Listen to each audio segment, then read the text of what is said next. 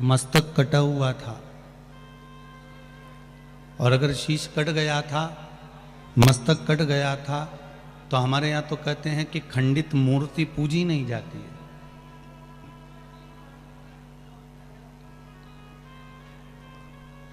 अगर शीश कट गया, मस्तक कट गया, तो फिर गणेश जी की पूजन प्रथम गिनती में कैसे आ गई? क्योंकि उन्होंने एक कार्य बड़ा प्रबल करा था, एक काम अच्छा करा। क्या करा था? उन्होंने अपने माता पिता की सेवा करी थी, अपने माता पिता की परिक्रमा करी थी। और अगर माता पिता की परिक्रमा में, माता पिता की सेवा में जीव तल्लीन है, माता पिता की सेवा में अगर तत्परता में लगा हुआ है, माता पिता की सेवा में अगर वो समर्पित भावों से लगा हुआ है, कोई लोभ और लालच से नहीं, कोई लोभ और लालच उसके भीतर नहीं है कि मुझे माता पिता अगर चाबी देंगे या रकम देंगे या धन देंगे या दौलत देंगे तो ही मैं सेवा करूं। नहीं नहीं, बिना लालच के, बिना लोभ के।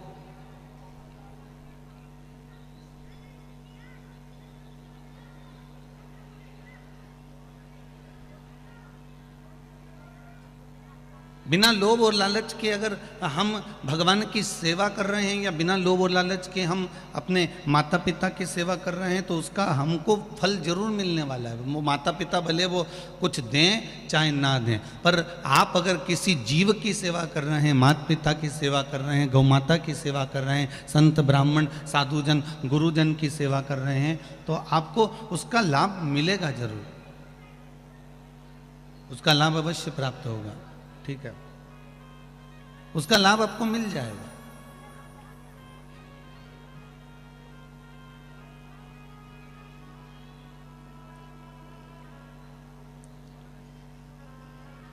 निर्मल मन सो मोहि पावा, मोहि छल छिद्र कपट ना भावा।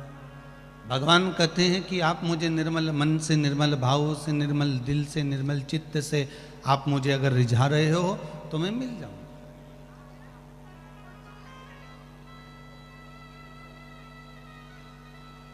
मेरी प्राप्ति आपको हो जाएगी। शिव महापुराण की कथा कह रही है, शंकर का चरित्र कह रहा है। कल कथा में आपको वर्णन किया था कि परम भगवदीय वैष्णव वृंदा ने भगवान नारायण के सामने कुछ प्रश्न रख दिए थे।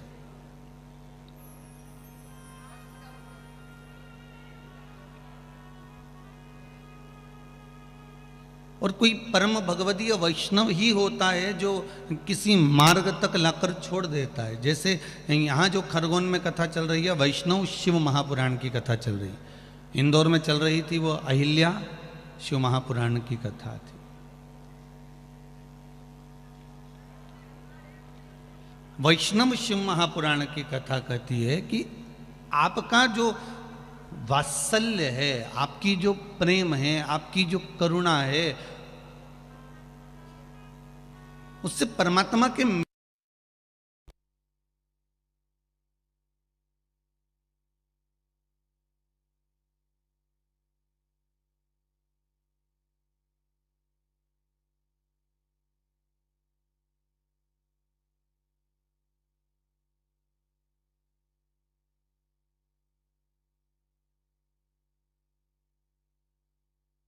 प्रश्न अपन कल श्रवण कर रहे थे। पहला था कि जब पत्नी इतना भजन करती है, पत्नी इतना व्रत करती है, साधना करती है, तप करती है, पूजन करती है, तो फिर परमात्मा उसके पति के प्राण क्यों ले लेता है? सुना था ना कल अपन ने प्रश्न का उत्तर। और दूसरा प्रश्न वृंदा ने करा था कि यदि नारी जिस समय प्रसव पीड़ा में रहती है, बच्चे को जन्म देती है, उस समय पर उस नारी के साथ, उस स्त्री के साथ कौन होता है, वो प्रसंग वर्णन किया।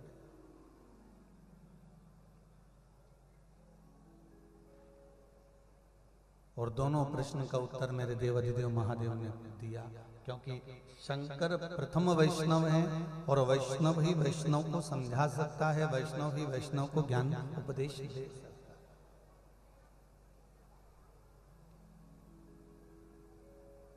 एक बहुत सरल वाली बात बताएं, कल भी कथा, पहले भी इंदौर की कथा में कहा था, पड़ोसी को, पुत्र को, पति को, पत्नी को, इन चार को समझाना सबसे बड़ा काम है। अच्छे से अच्छा विद्वान भी, कितना भी ज्ञानी से ज्ञानी विद्वान होगा ना, तो भी अपनी पत्नी को नहीं बता सकता, समझा नहीं सकता। वो कहेगा कि आज एकादशी है, जब तक पत्नी 4 जगह फोन लगाकर नहीं पूछ लेगी, पड़ोसन से नहीं पूछ लेगी, तब तक वो एकादशी नहीं करेगी, चाहे वो माथा बड़ी, चाहे वो कितना भी माथा बड़ी के लिए, वो नहीं करेगी तो नहीं करेगी। तीज का व्रत जब ही करेगी जब उसकी पड़ोसन बोले,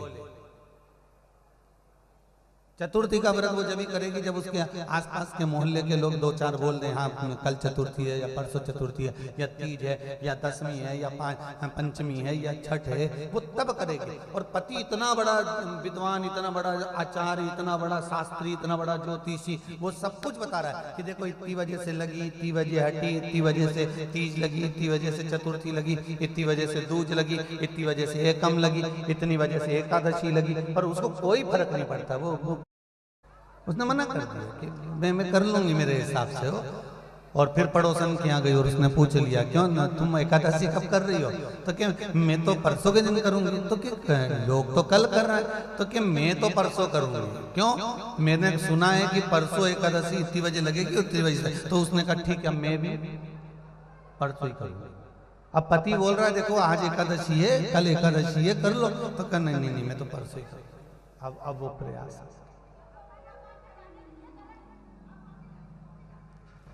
वो प्रयास महाराज।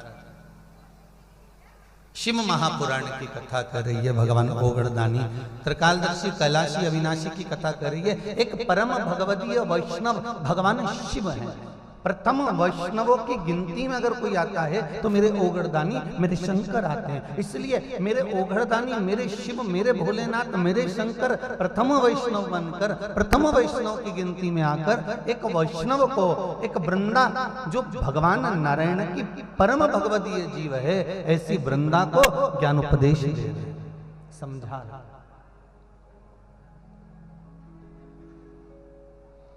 शंभो शरणे पड़ी मांगू, सब गाइए, घड़ी रे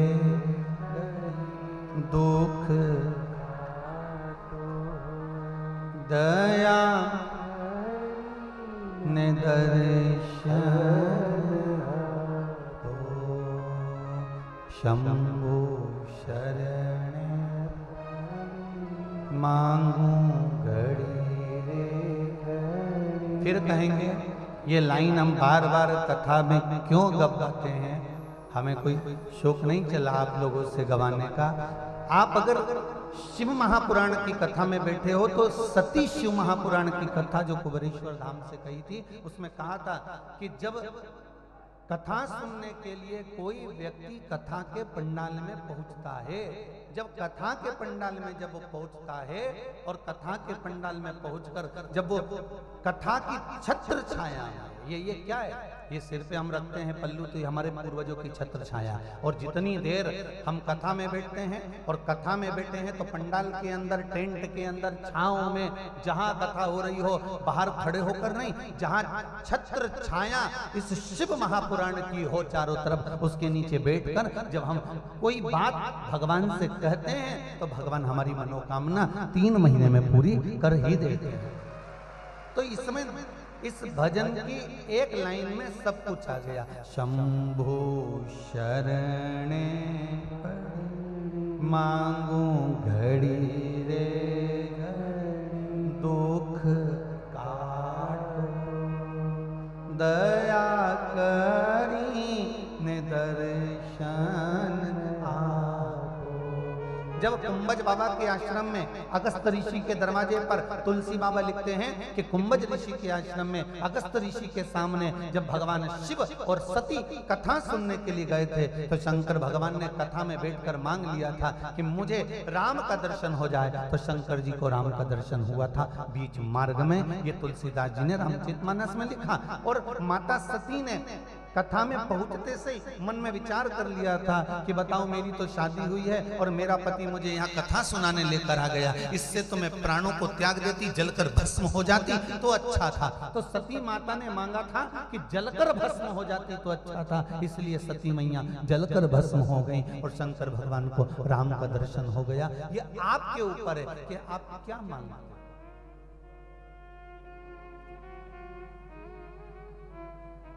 शिव महापुराण में जब भी जाओ तो एकदम निर्मल भाव लेकर, निर्मल चित्त वृत्ति लेकर आप भगवान के दरवाजे पर पहुंचो और भगवान से आप कुछ मांगो तो वो केवल एक विश्वास की आपके चरणों में मेरा मन लगा, आपके चरणों में मेरा चित्त लगा।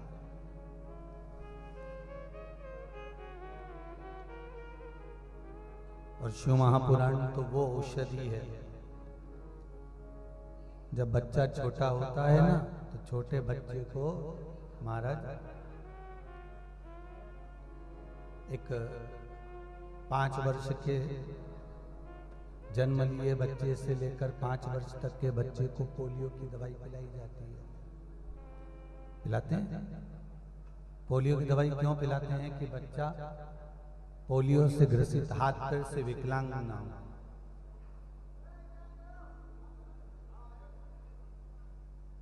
शिव महापुराण की कथा क्यों सुनाई जाती है? शंकर की कथा किस लिए सुनाई जाती है? कि हम जो गलतियां कर रहे हैं भगवान की सेवा में, पूजन में, अर्चना में, दान में, पुण्य में, कीर्तन में, नाम जाप में, मंत्र जाप में, स्मरण में, तो गलतियों से हम उसको सुधार लें, उसको संवार लें।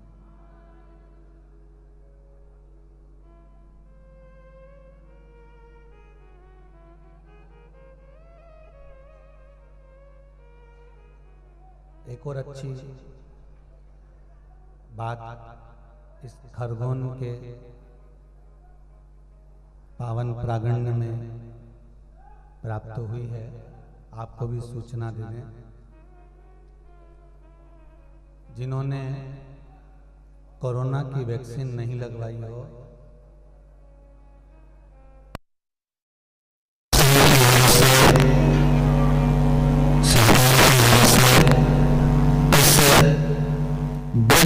कॉलोनी के पावन प्रांगण में एक कैंप भी लगाया गया है कि कथा सुनने आओ तो जी के नी लगी हो, वो के दोनों तरह की लगवाओ, शिव पुराण की भी और वो वाली भी दोनों।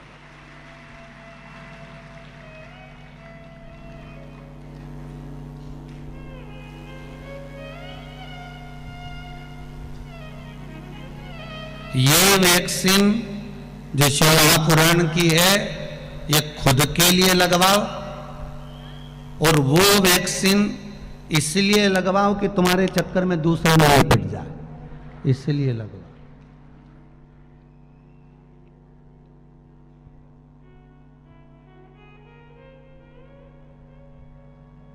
तो तुम जब घर से चलो नहीं तो अपनी अड़ोसन, अरे बोलती तो जाओ, पड़ोसन और पीछे वाली धड़ोसन, तीनों से पूछ लीजिए तूने लगवाई कि नहीं लगवाई।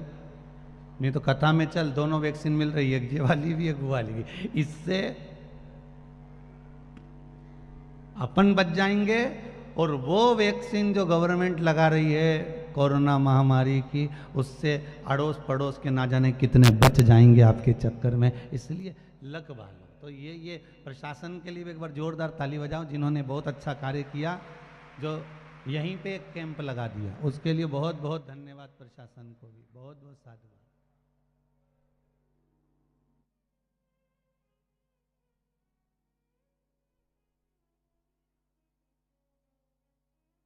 भगवान शिव की कथा कर रही है कि आप एक वैष्णव भगवान शिव स्वयं वृंदारूपी वैष्णव को, एक परम भगवदीय जीव को जो भगवान की अविरल भक्ति में डूबने वाला है, उस जीव को समझाने का प्रयास कर रहे हैं कि तुम समझ जाओ। कथा में अभी वर्णन करा, एक अपनी पत्नी को नहीं समझाया जा सकता, एक पति को नहीं समझाया जा सकता। पति को अगर कोई पत्नी समझा भी दे, ज्ञान की बात कह भी दे, सुनो जी सियोर वाला महाराज आया है, शिव महापुराण की कथा चल रही है, तारा ब्रज तारा कॉलोनी में चल रही, पाठक परिवार करवा रहा है, चलो जी कथा सुनने चलो जी। अब पति बोल दे, हाओ तू सुन रही है ना,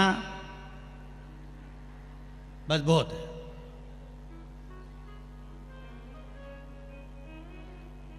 तो तुम भी सुनो ना, महाराज बोलते हैं कि दोनों सुनो, तो तुम भी सुनो। तू सुन लेगी ना तो मुझे प्राप्त हो जाएगा,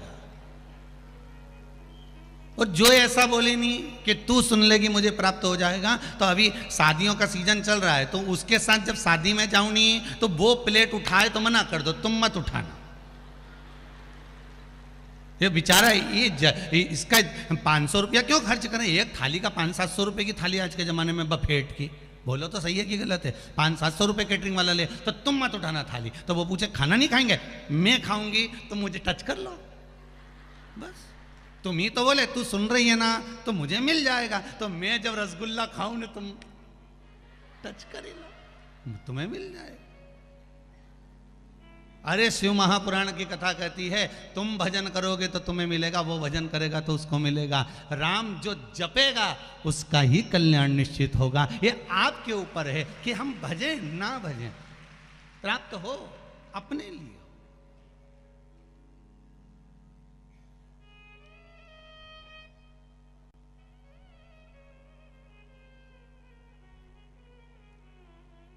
भगवान की अविरल भक्ति की ओर अग्रसर होकर एक पत्नी को, एक पति को, एक माता पिता अपने पुत्र को कितना ही समझाएं पर वो मानता नहीं। पड़ोसी को कितना ही समझाया जाए वो मानता नहीं।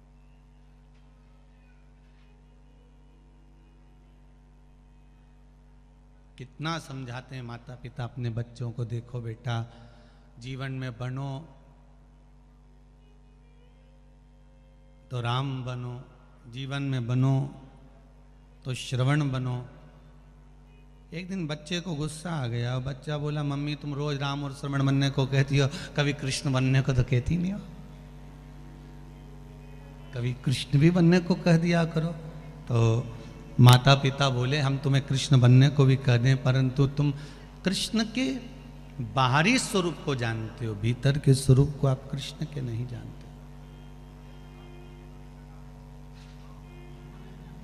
भगवान कृष्ण ने चीर चुराया तो तुम भी कुछ सामान चुराने के लिए जाओगे।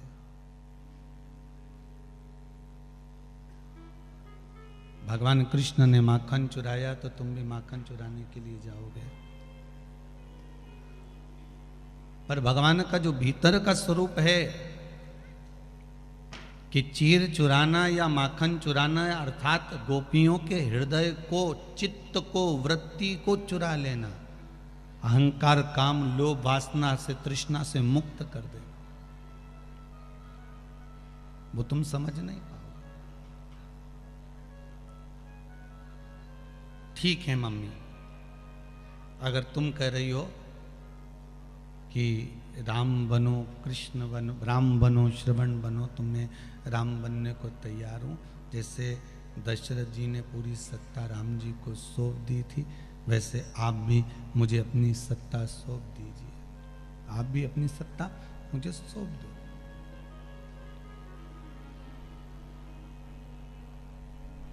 समझाना मुश्किल है, पर शिव जैसा अगर गुरु मिल जाए जीवन में, शंकर जैसा अगर गुरु मिल जाए तो समझना सरल है।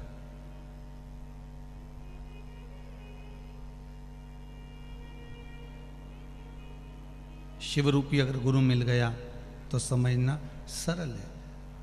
परम भगवदीय वैष्णव वृंदा ने तीसरा प्रश्न सामने रख दिया है नारायण के और भगवान शिव के। वृंदा तीसरा प्रश्न रख रही है।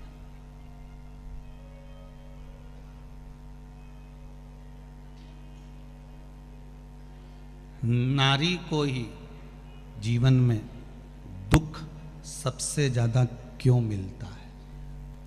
आपके हित की चीज पूछिए।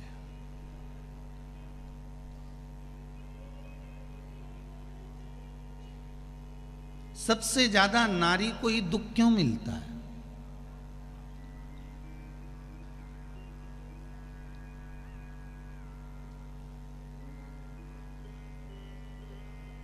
सारा दुख अगर मिलता है तो नारी के ही भाग्य में क्यों आता है?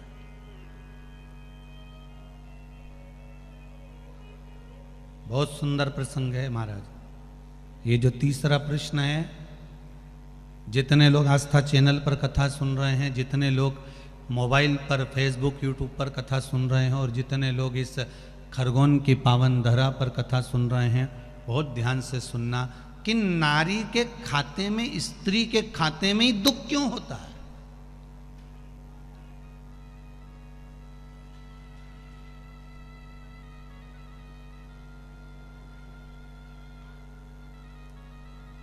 अब इतनी सी बात को अगर अपन लें तो वो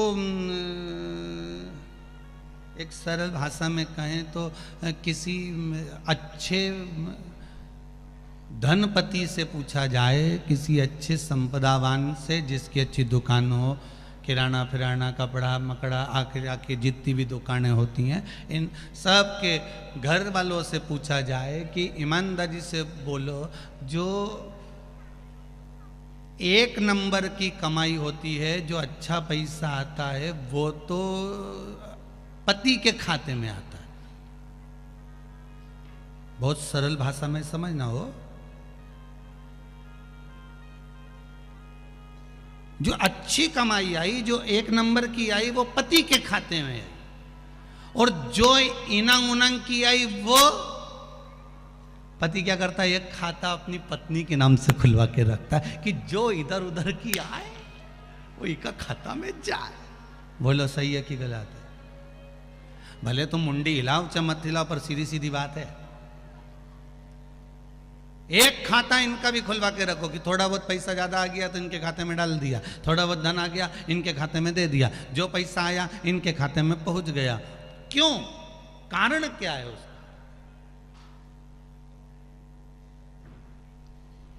घर की नारी को ही दुख, घर की नारी को ही दुख क्यों झेलना पड़ता है? घर की नारी को ही दुख तकलीफ क्यों झेलना पड़ता है?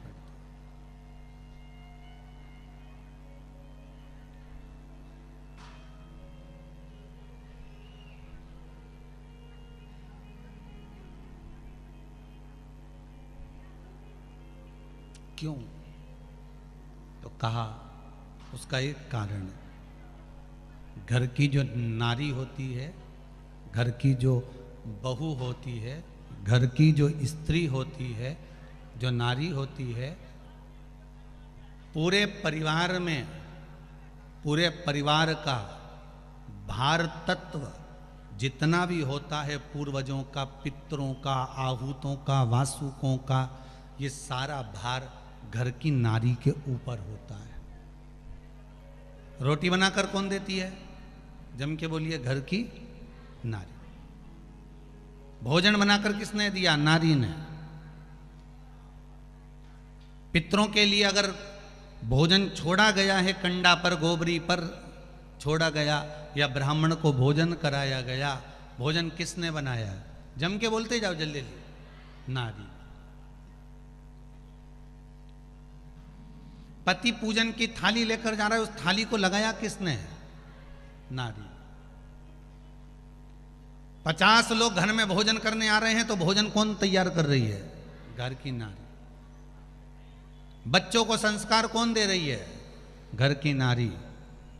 घर के बुजुर्गों की सेवा कौन कर रही है? घर की नारी। तो नारी पर इतना दुख क्यों लिखा होता है? तो शिव महापुराण में भगवान देव अधिदेव महादेव कह रहे हैं, सुनो वृंदा, बड़ा ध्यान लगाकर सुनना कि घर की नारी को ही दुख क्यों झेलना पड़ता है, सारी तकलीफें नारी के हिस्से में क्यों आती है, क्या कारण? अगर घर में विवाद हुआ, तो ताने किसको सहना पड़ते हैं? बोलते जाओ जरा, घर की नारी। अब उसमें हम ये नहीं कर रहे हैं कि बहू को कि सास को। नारी संबोधन में बेटी भी आ गई, नारी संबोधन में कन्या भी आ गई, नारी संबोधन में बहू भी आ गई, नारी संबोधन में सास भी आ गई, नारी संबोधन में पूरे विश्व की जो माताएं हैं, चाहे वो जगत जननी पार्वती हो, चाहे जगत जननी माँ लक्ष्मी हो, चाहे जगत जननी माता आ जाती है, सबकी सब उसमें आ जाती है।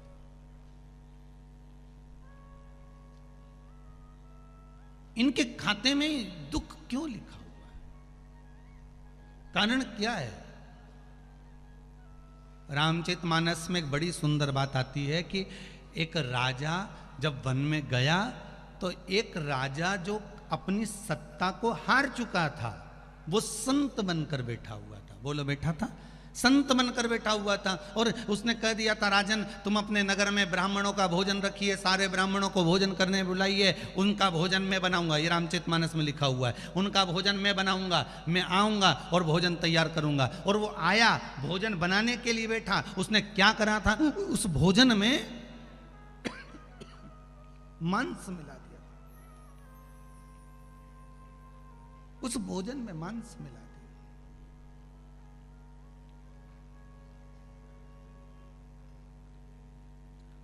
ब्राह्मण जैसे भोजन करने के लिए बैठे, ब्राह्मण जैसे ही भोजन करने के लिए विराजमान हुए और आकाशवाणी हो गई। आकाशवाणी हुई कि इस भोजन को मत करना, इसमें मांस मिला। ब्राह्मण उड़ गए, श्राप दे दिया।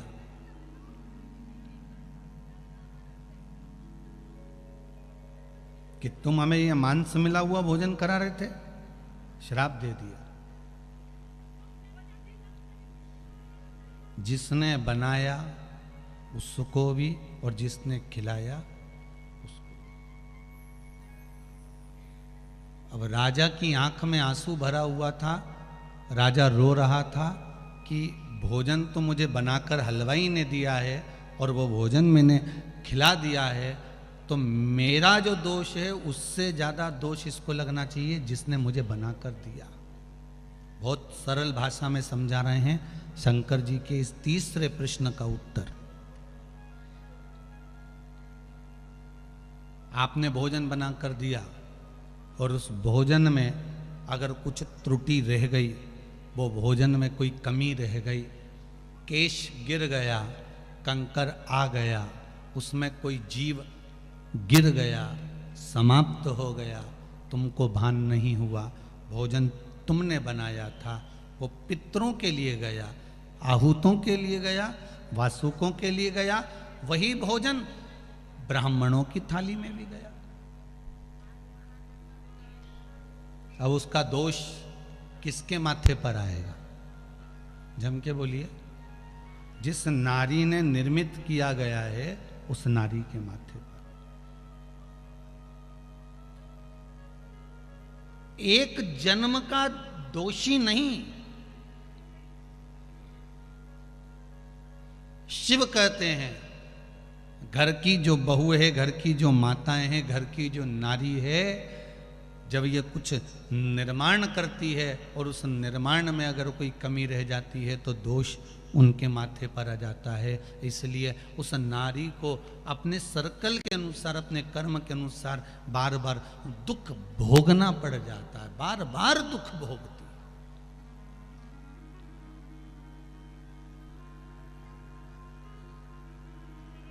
बहुत अच्छा घर देखकर बेटी को ब्याहो, बहुत पैसा देखकर बेटी को ब्याह दो, खूब संपदा देखकर बेटी को ब्याह दो, खूब दौलत देखकर बेटी को ब्याह दो, अच्छा लड़का देखकर बेटी को ब्याह दो। उसके बाद भी तुम कई बेटियों का जीवन देखना कि कहीं ना कहीं उसकी किस्मत में दुख लिखा होगा, कहीं से भी आएगा पर लिखा होगा तो मिलेगा जरूर। अगर वो तन से सुखी हो गई तो धन से दुखी हो गई, अगर वो धन से सुखी हो गई तो तन से दुखी हो गई, और तन और धन दोनों से सुखी हो गई तो मन से दुखी हो गई। पर दुख कहीं ना कहीं है।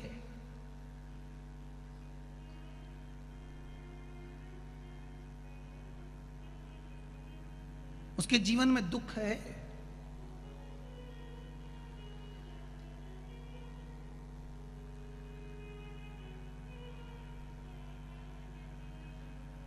वृंदा ने कहा,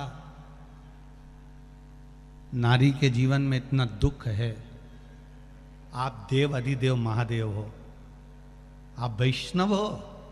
फिर वो कल वाली बात याद रखना कि दादाजी मरे इनके, समझाने गए गांव के लोग, अब इनके मर गए तो वो समझा रहा है उनको। तो यही शिव महापुराण की कथा कर रही है। वृंदा ने कह दिया, देव अधिदेव महादेव, आप वैष्णव होकर एक वैष्णव को समझा रहे हो, आप इतने बड़े ज्ञानी होकर मुझको समझा रहे हो, और जानते हो आप मुझे समझा रहे हो कि मेरे ऊपर दुख का पहाड़ टूट पड़ा है, और मैं पूछ रही हूं कि नारी को इतना दुख क्यों होता है? क्यों?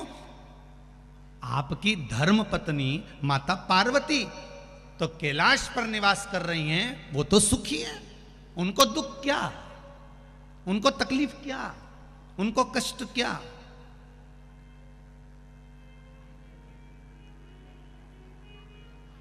शिव जी कहते हैं, अरे वृंदा यही तो बात है ना, कि हमको लगता है कि वो सबसे ज्यादा सुखी होगा, जो डनलप के गद्दे पर सो रहा है,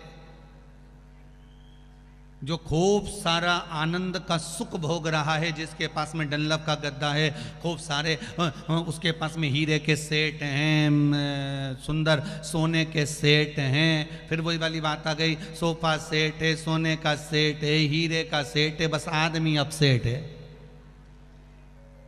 सेट तो बहुत सारे हैं।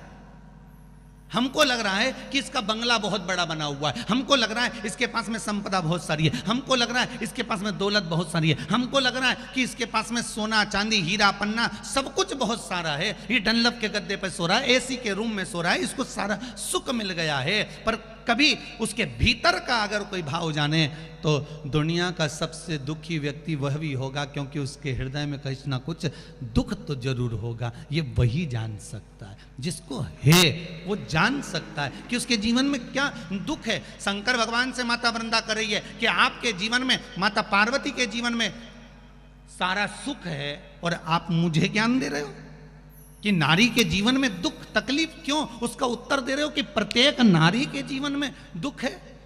तो पार्वती के जीवन में कौन सा दुख है? माता पार्वती तो अलमस्त आनंद में रहने वाली, उनको किसी चीज की कमी नहीं है। तो पार्वती माता के जीवन में क्या दुख है? शंकर भगवान कहते हैं पार्वती के जीवन में क्या दुख है? शिव जी कहते हैं मैं एक मुख से उसका वर्णन नहीं करूंगा। नारी के दुख बताने के लिए शंकर जी उसी समय पर अपने 5 मुख रख लिए। आरती में लिखा है एका,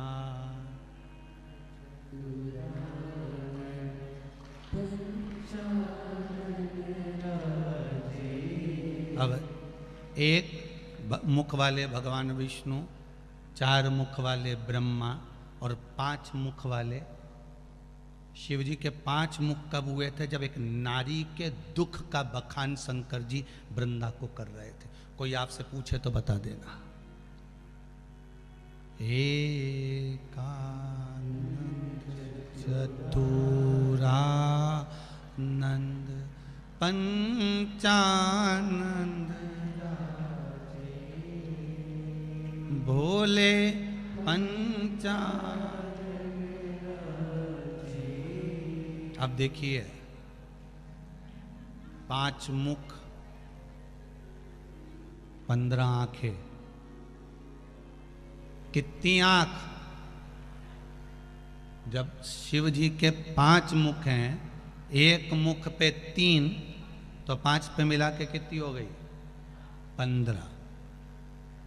शिव जी 15 नेत्र से पार्वती का दुख देखते थे, 15 नेत्र से।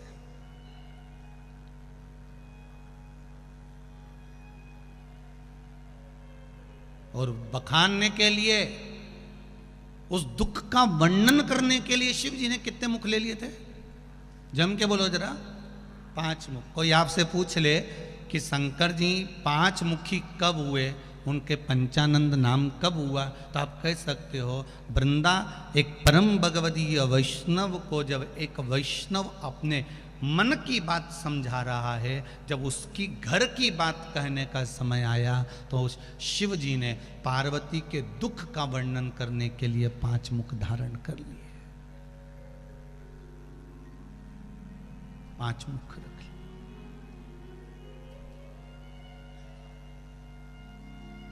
शिव जी कह रहे हैं सुनो वृंदा, 5 मुख से 5 दुख शंकर भगवान वृंदा के सामने पार्वती, क्योंकि वृंदा ने शब्द ऐसा कह दिया था कि आप मुझे समझा रहे हो पार्वती को दुख क्या है, पार्वती को तकलीफ क्या है, पार्वती को कष्ट क्या है।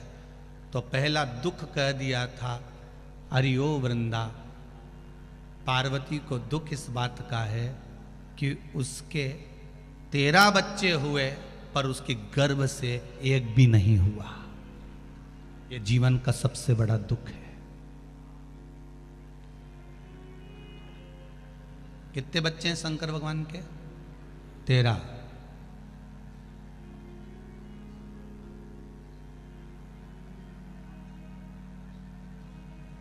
छह लड़की और 7 लड़के शिव जी के। पर माता पार्वती के गर्भ से कितने बच्चों ने जन्म लिया? किसी एक पुराण में कहीं लिखा हुआ बता देना कि ये पार्वती के गर्भ से इस बच्चे ने जन्म लिया। पार्वती के गर्भ से ये बच्चा जन्मा था।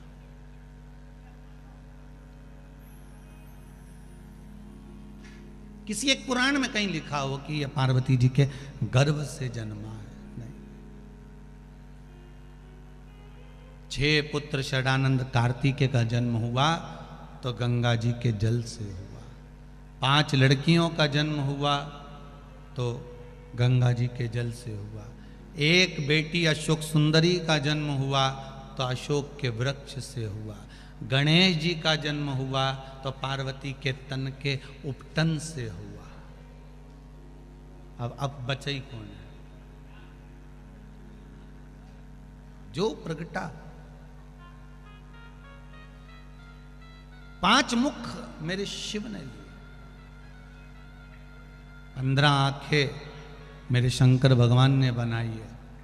इसलिए ये 5 मुख से वर्णन करते हुए शंकर जी कह रहे हैं कि दुख नारी का तुम करियो, पार्वती सुखी है। हमको लगता है कि बहुत बड़े बंगले में रह रहा है, बहुत सारी गाड़ियां हैं, बहुत सारी फैक्ट्रियां हैं, बहुत सारा काम काज है तो व्यक्ति सुखी होगा, पर उसके भीतर की बात वही जान सकता है कि दुख क्या है।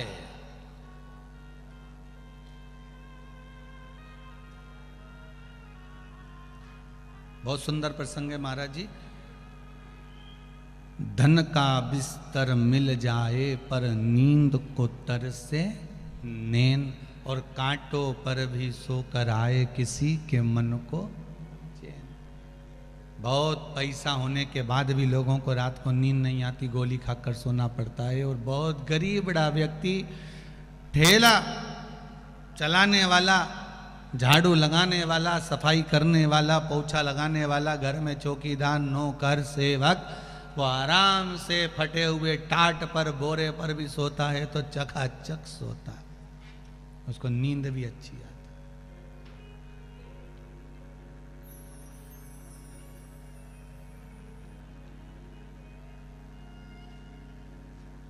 उसको नींद भी आती। धन का बिस्तर मिल जाए पर नींद को तरसे नैन, और कांटों पर भी सोकर आए, कांटों पर भी सोकर आए किसी के मन को चैन। अरे कोई कारण होगा, अरे कोई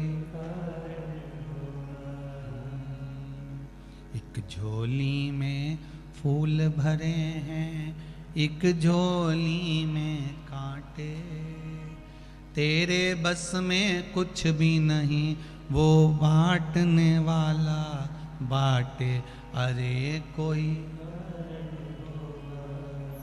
अरे कोई सांप भी डस ले तो मिल जाए किसी को जीवन दान। सांप भी डस ले तो मिल जाए किसी को जीवन दान।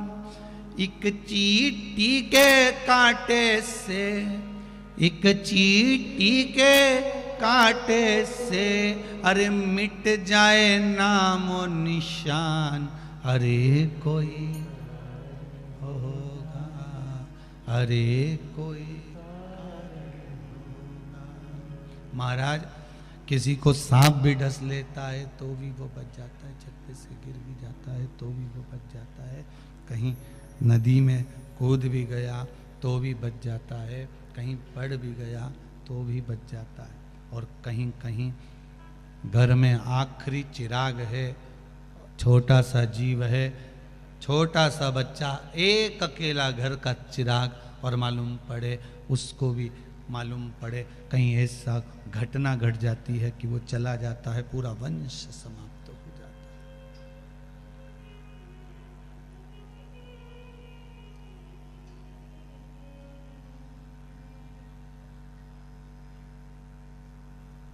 कई कारण हो सकते हैं।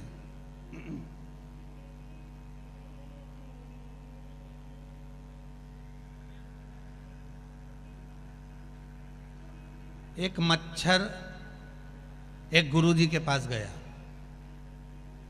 और मच्छर गुरुजी से जाकर पूछा, गुरुजी ये बताओ, चूहे चूहेदानी में रहते हैं, साबुन साबुनदानी में रहते हैं, फिर मच्छरदानी में इंसान क्यों रहते हैं? चूहे का प्रश्न था, मच्छर का प्रश्न था।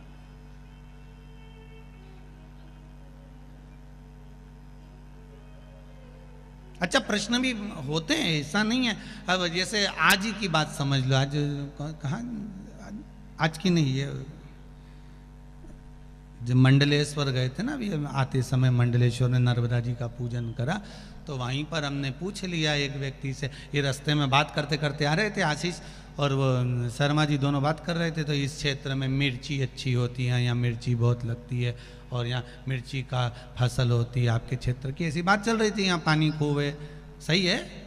तो यहाँ तो हमने एक व्यक्ति से वहाँ मंडलेश्वर में पूछ लिया, अब निमाणी तो निमाणी, अब जब निवाणियों से कोई प्रश्न कर लो तो ये बोलते भी झकास और उत्तर भी इनका झकास। तो एक निमाणी से हमने वही नर्मदा जी का पूजन करते करते पूछ लिया कि यहाँ मिर्ची बहुत लगती है, तो कहाँ गुरु जी, हमारा क्षेत्र ही ऐसा है। हमने पूछा कौन से मौसम में ज्यादा लगती है, तो वो बोले गुरु जी मौसम की जरूरत ही नहीं है, सच बोलो तो किसी को भी लग जाती है। निमाड़ी तो निमाड़ी थे। अब हम पूछ रहे हैं कि कौन से मौसम में लगती है, तो क्या यहाँ तो सच बोलो, लग जाती।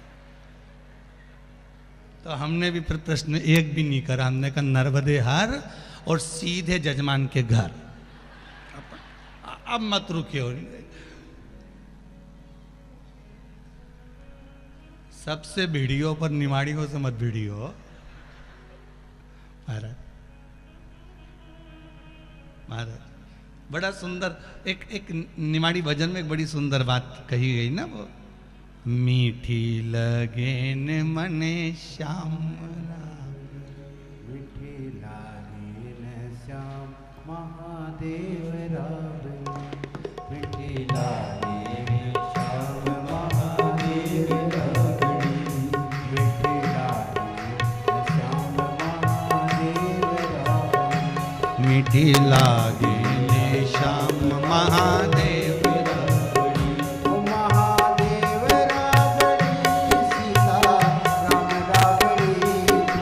देव रावड़ी रे सीता राम रावड़ी, महादेव रावड़ी रे सीता राम रावड़ी, महादेव रावड़ी रे सीता राम रावड़ी, मीठी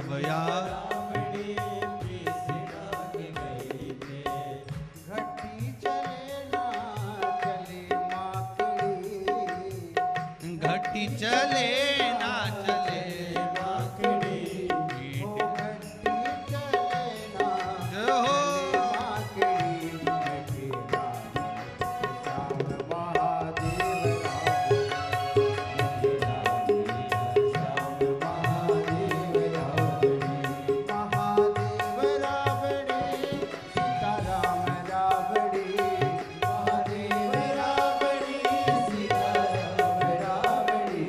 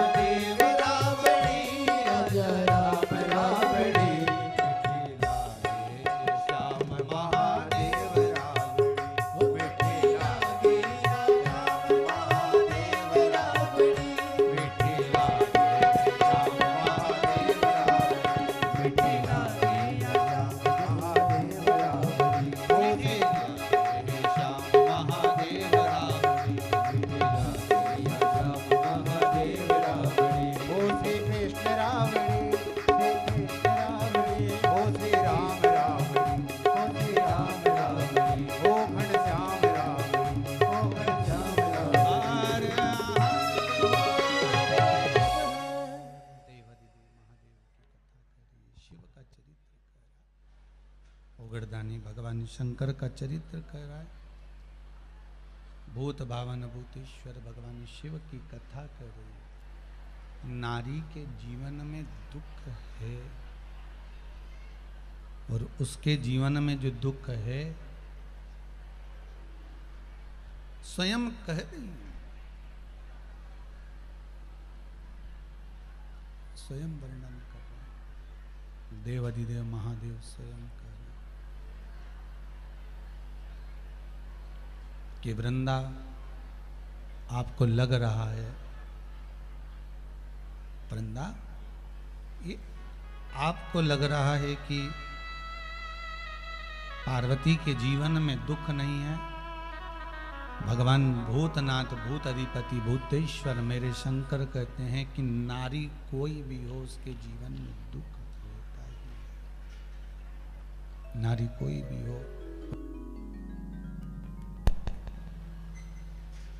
नारी कोई भी हो उसके जीवन में दुख रहता है, तकलीफ रहती है।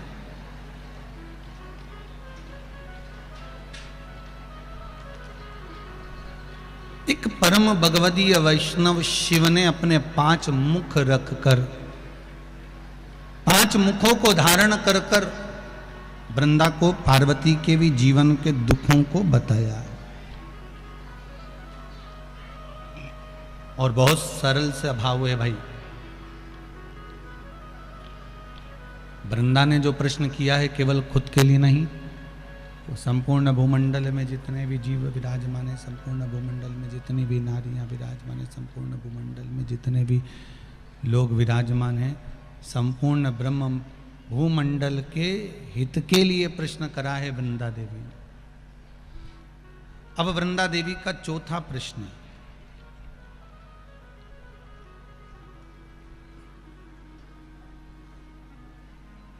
चौथा प्रश्न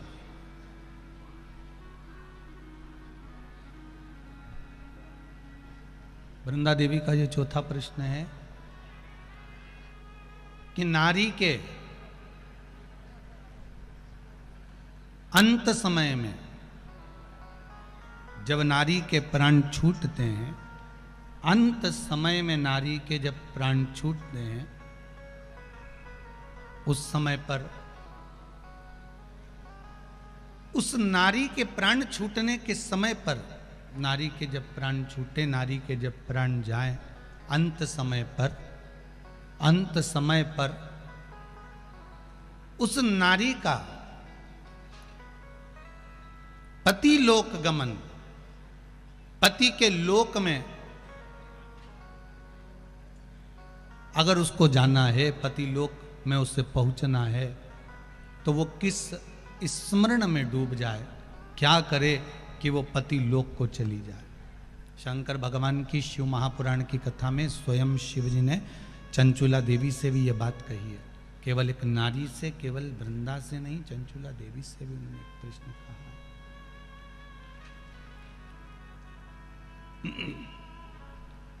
उन्होंने चंचुला देवी को भी ये बात कही है, चंचुला देवी को भी ये प्रसंग श्रवण कराया कि हे चंचुला, मृत्यु की सैया पर पड़ी हुई नारी अंतिम समय में उसने अगर बाल अवस्था से लेकर, बचपन से लेकर भी जिस अवस्था तक उसका शरीर चला, उस अवस्था तक अगर नारी ने 1 लोटा जल भी शंकर को अगर समर्पित किया है, तो नारी को अगर वो शांत होती है, प्राण छूटता है, और अगर पति पहले चले गया या पत्नी बाद में गई, या पत्नी पहले चली गई पति बाद में गया, अंत अवस्था में जब नारी के प्राण छूटते हैं, अगर कुमार्य अवस्था में, कुंवारी अवस्था में कोई नारी, कोई स्त्री, कोई लड़की प्राण छोड़ती है और मान लो उसके प्राण किसी भी कारणवश छूट चुके हों, तो वो मेरे ही धाम को आती है। और अगर कोई सौभाग्यवती नारी 1 लोटा पानी शिव को समर्पित बाल्य अवस्था से रहकर उसकी मृत्यु अवस्था के बीच में अगर 1 लोटा भी पानी उसने शंकर को समर्पित करा होता है, तो वो पति के लोक को चली जाती है, पति के लोक को जाती है। फिर वो अखंड सौभाग्यवती बनकर फिर वो अखंड सौभाग्यवती बनकर विराजमान रहती है। अब देखिएगा महाराज, शिव महापुराण की कथा कितना सुंदर वर्णन कर रही है कि एक लोटा पानी का फल क्या है। माताओं जरा आप ध्यान दीजिएगा। हाँ, कई लोग कहते हैं गुरुजी आप पुरुषों को तो कहते ही नहीं हो कि एक लोटा पानी चढ़ाओ, कि पुरुष लोग मंदिर जाएं, कि पुरुष लोग भगवान शंकर का आराधना करें, पूजन करें। मेरा आप सबसे निवेदन है, इस व्यासपीठ से हमने कभी ये नहीं कहा कि माताओं आप जल चढ़ाओ, कि पुरुष आप जल चढ़ाओ। हम तो निवेदन सबके लिए करते हैं कि आप सब मिलकर, गला पकड़ रहा है बाबू, आप सब मिलकर आप शिव की आराधना करिए, आप सब मिलकर भगवान शंकर का आराधना करें। एक लोटा पानी, चाहे पुरुष हो, चाहे स्त्री हो, चाहे बच्चे हो, चाहे युवान हो, चाहे बड़े हो, वो जल शिव को समर्पित करें, शंकर को चढ़ाएं।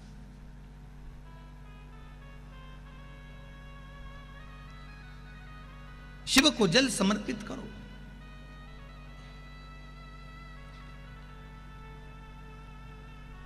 शंकर को जल चढ़ाइए। उसका फल क्या है महाराज? शिव जी की कुछ चीजें बड़ी प्रिय है। एक भस्म का त्रिपुंड, एक गले में रुद्राक्ष की, जम के बोलिए, माला। और अगर रुद्राक्ष की माला नहीं भी हो तो एक रुद्राक्ष आपके गले में हो, एक रुद्राक्ष।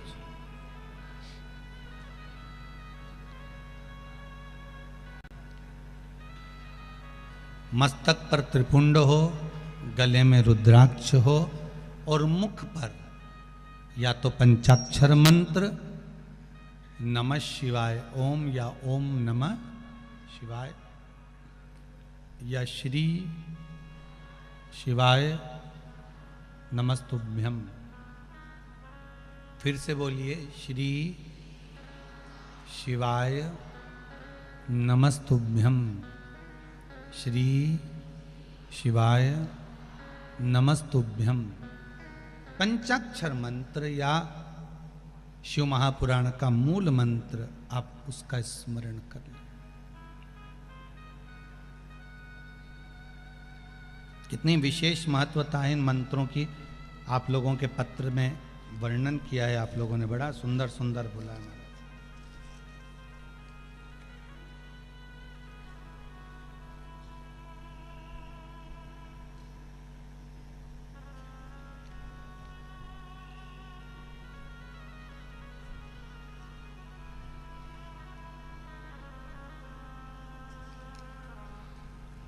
कोई विद्या दीपक जी रघुवंशी हैं, जहाँ कहीं बैठे हो हाथ हिलाइएगा जरा।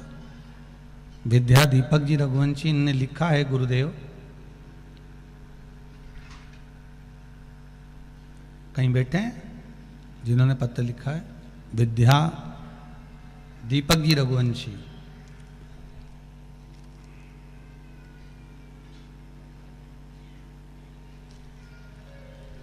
इन्होंने पत्र में लिखा है कि गुरुदेव,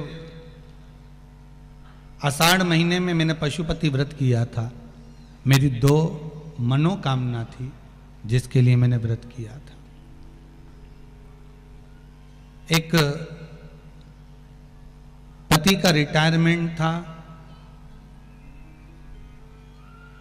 30 सितंबर का,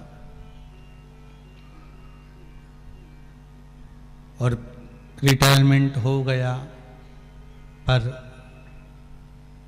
मेरे पति ने एक बात कह दी थी कि व्रत का फल जब मानूं कि वापिस, अगर जिस जगह पर मैं जॉब कर रहा था उसी जगह पर अगर तेरे भोलेनाथ पशुपति व्रत तू कर रही है, उस जगह पर मुझे वापस नौकरी मिल जाए।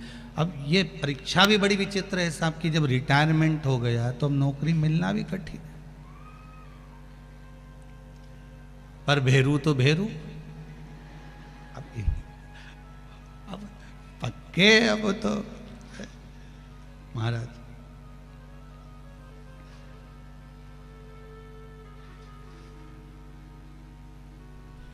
गुरुजी, मैंने पशुपति व्रत किया और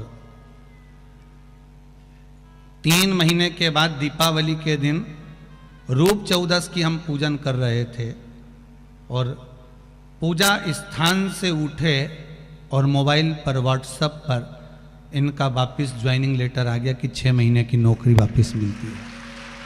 ये पत्र है।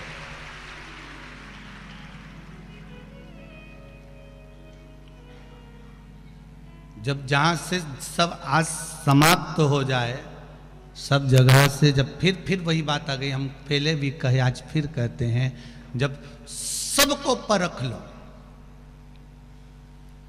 हर जगह से जब परख लिए जाओ और सबको परख लिया जाए और अंत में जब कहीं ठोर ठिकाना नहीं मिले, तब आखिरी में देवाधिदेव महादेव को जरूर पकड़ लेना, वो सारे ठिकाने मिला देगा। और एक बात अपनी जिंदगी में उतार कर रख लीजिए कि जब कोई मार्ग आपको चलने के लिए ना मिले, कोई रास्ता आपको चलने के लिए ना मिले, तो कुछ समय शंकर जी के मंदिर के दरवाजे का रास्ता पकड़ लो या फिर शिव महापुराण के दरवाजे का रास्ता पकड़ लो, तो सारे रास्ते अपने आप मिलना प्रारंभ हो जाते हैं अपने आप। हम आपसे कहेंगे कि अगर आपके खरगोन में शिव महापुराण की कथा हो रही है, भले आसपास के गांव के लोग कथा श्रवण करने इतनी संख्या में आप लोग आ रहे हो, और हमारा आपसे निवेदन रहेगा कि 2 कदम भी चलकर आप शिव महापुराण की कथा में पहुंच रहे हो, 2 कदम चलकर शंकर के चरणारविंद की ओर पहुंच रहे हो, तो यह विश्वास मानकर चलना कि आप सही मार्ग पर अगर भगवान के मार्ग पर चल लिए हो, तो जितने मार्ग तुम्हारे बंद थे भगवान उन मार्गों को खोल जरूर देगा, ये पक्का। उन मार्गों को खोलने की जवाबदारी उसकी है। गीता जी में भी कई जगह पर बड़े बड़े कैलेंडर में छपा हुआ रहता है, तू मेरे पथ पर चलकर तो देख तेरे मार्ग सुलभ ना कर दूं तो कहना, तू मेरे लिए खर्च कर तो देख तेरे लिए भंडार ना खोल दूं तो कहना, तू मेरे दरवाजे पर आकर देख तेरे लिए द्वार खुला ना मिले तो कहना। ये शिव की नहीं, मेरे भगवान कृष्ण की भी प्रतिज्ञा है।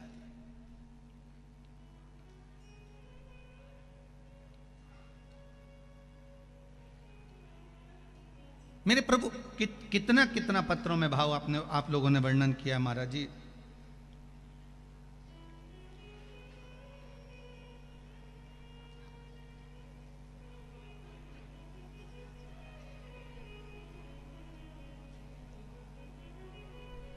एक नंदा जी रघुवंशी हैं, पहाड़ सिंहपुरा खरगोन से हैं, कहीं बैठे हों तो हाथ उठाइएगा महाराज। उन्होंने भी एक बड़ा सुंदर भाव वर्णन किया है महाराज। बहुत सारी उलझनें चल रही थी जीवन में, एक बार कुबरेश्वर धाम पहुंच गए सीहोर। आप ही हैं, आप ही ने पत्र लिखा है, एक बार हाथ हिला दीजिए इधर बेटा, एलसीडी के पीछे।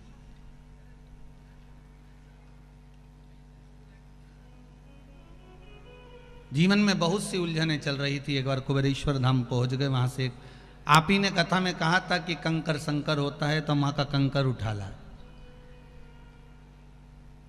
और वो कंकर को जब से लेकर आए, बाबा की ऐसी कृपा हुई कि ऐसा कोई काम नहीं जो जीवन में नहीं हुआ हो गुरुदेव, ये शिव कृपा है, उसके सिवा कौन कर सकता है। ये हमारी, हम तो एक निवेदन आपसे करेंगे, इसमें कई लोगों ने अपने जॉब का भी लिखा है, नौकरी का भी लिखा है कि बाबा ने हमारी कृपा करी, नौकरी लगवाई, सबके पत्रों का स्मरण करेंगे, ध्यान रहेगा तो अवश्य करते रहेंगे महाराज। शिव कृपा है ही ऐसी,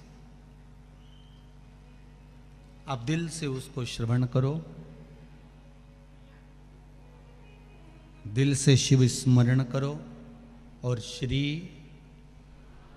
आगे मत चलो, साथ में चलो, श्री शिवाय नमस्तुभ्यम, इस मंत्र का जाप करते रहो, जैसा समय मिले वैसा जाप।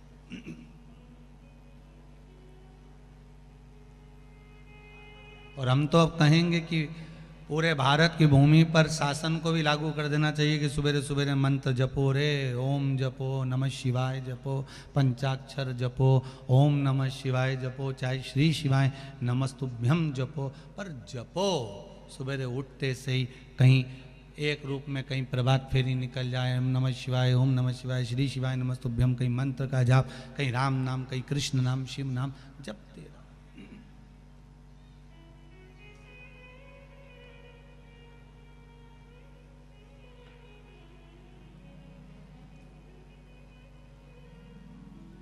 भगवान के भजन का मंत्र का प्रभाव ही दूसरा है। कहा, शिव महापुराण की कथा कह रही है, भगवान ओघड़दानी की कथा कह रही है कि स्वयं वृंदा ने कहा कि मृत्यु के सैया पर, मृत्यु के समय पर, जब प्राण छूटते हों उस समय पर नारी पति लोक को कैसे जाए, उस परमात्मा से मिलन कैसे हो जाए। तो कहा एक लोटा पानी का प्रभाव, एक लोटा जल का प्रभाव ही बड़ा प्रबल है। उस जल के बल पर अंतिम समय में उस धाम में पहुंच जाते हो जिस धाम की कामना आपको है। पांचवा प्रश्न वृंदा कर रही है, बड़ा भारी प्रश्न है वृंदा का।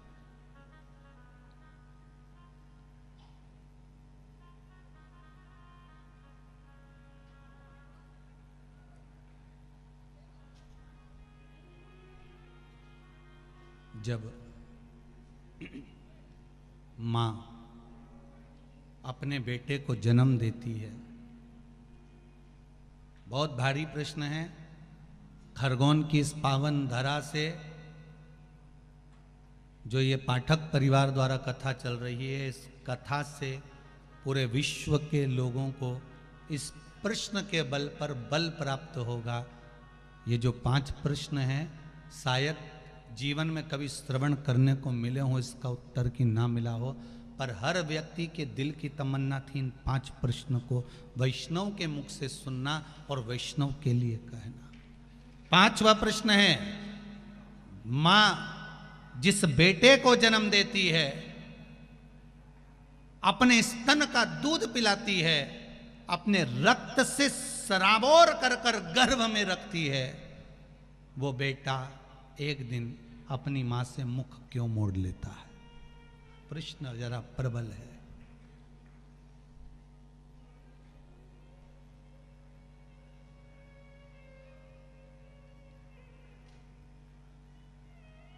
थोड़ा भारी प्रश्न है और इसका उत्तर देवाधिदेव महादेव के सिवा कोई नहीं दे सकता, क्योंकि उनके बेटे ने भी मुख मोड़ लिया था। ज्ञात है आपको? जब गणेश जी महाराज प्रथम गिनती में आ गए थे और माता जगत जननी जगदम्बा ने भगवान शिव से कह दिया था, देवाधिदेव महादेव आपने गलती कर दी कि गणेश जी को प्रथम गिनती में कर दिया। तो देवाधिदेव महादेव ने कहा, इसने मेरी परिक्रमा करी है, माता पिता की परिक्रमा करी, पृथ्वी की परिक्रमा के बराबर माता पिता की परिक्रमा को बताया, इसलिए मैंने इनको प्रथम गिनती में रख दिया। तब माता पार्वती जी बोली, गणेश जी चूहे पर गए थे, कार्तिकेय मोर पर गया था, गणेश जी ने चतुरता करी, अपने माता पिता की परिक्रमा कर ली, और एक बेटा जो मोर पर बैठकर परिक्रमा करने गया है वो आएगा तो दुखी होगा, आपने तो ये गलती करी। तो देवाधिदेव महादेव ने कहा फिर करें क्या? इतने में माता पार्वती ने कहा देवाधिदेव महादेव से, भोलेनाथ आपने अपने पुत्रों के सम्मुख में एक गलती कर दी कि एक बेटे ने बुद्धि का परिचय दिया और उसको प्रथम बना दिया, और दूसरा बेटा अपने शरीर से परिश्रम कर कर परिक्रमा कर कर आ रहा है, उसको प्रथम नहीं बनाया। मैं आपसे आज एक वर मांगती हूं, अगर देना चाहें तो दे दीजिए। शंकर जी ने कहा मांगो पार्वती, कौन सा वर चाहिए? माता पार्वती ने कहा वर दीजिए, आप बिल्कुल भोले हो, आप बिल्कुल सरल हो, आपके बराबर दुनिया में कोई भोला हो ही नहीं सकता कि बेटे ने तुम्हारी परिक्रमा करी और तुमने उसको पूरी तिजोरी की चाबी सौंप दी। बेटे ने परिक्रमा करी और तुमने उसको पूरी प्रॉपर्टी सौंप दी, पूरी जायदाद दे दी, और एक बेटा जो शरीर से परिश्रम कर रहा है वो नहीं दिख रहा।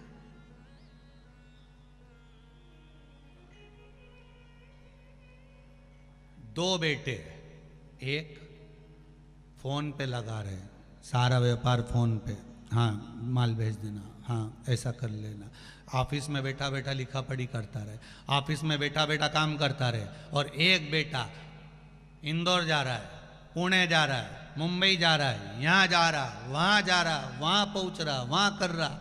माता पिता की निगाह में कौन सा बेटा ज़्यादा काम करता दिखेगा? बोल दो रिजी जी। अरे बोलो बोलो, तुम तो बोल पीछे मटो तो निमाड़ी हो, यहाँ तो मिर्ची के लिए बोल दिए तो फिर बोलवा में कहीं जाए। तुम घबराना नहीं, तुम तो बोलो। सबको क्या लगेगा, ये बेचारा वहां गा रहा है, वहां जा रहा है, घर छोड़ रहा है, परिवार छोड़ रहा है, काम तो सारा यही कर रहा है। और दूसरा वो तो मोबाइल पर लगा। पर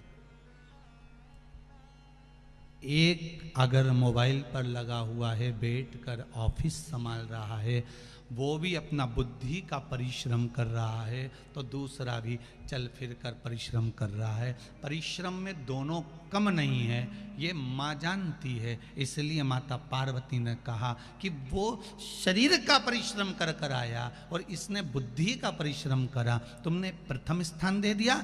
माता पार्वती जी कहती हैं, भोलेनाथ एक वर दे दीजिए। शंकर जी ने कहा, मांगो क्या चाहिए, बस वर इतना सा दे दीजिए, आज के बाद कभी तुम्हारी परिक्रमा नहीं हो, आज के बाद तुम्हारी कभी पूर्ण परिक्रमा नहीं हो। अगर कोई पूर्ण परिक्रमा करेगा तो उसका करा हुआ सारा पुण्य समाप्त हो जाएगा। शंकर जी ने कहा तथास्तु। भोलेनाथ बोले तथास्तु। इसलिए पार्वती ने कहा आपकी आधी परिक्रमा होगी, जहां से चले थोड़ी दूर तक घूमे, जहां से जल निकलता है उसको पार नहीं किया गया, वापस घूमकर वहीं से आ गए, आपकी आधी परिक्रमा होगी। क्योंकि हम भोले इतने हो, कोई परिक्रमा लगा कर चले गया तो तुम दे दो। तुम्हारे तो वचन, लंका अधिपति रावण ने आकर कह दिया था कि प्रभु सोने की लंका दे दो, दे दी। एक दिन उसने कह दिया पार्वती जी को दे दो, निकल ले जा जा।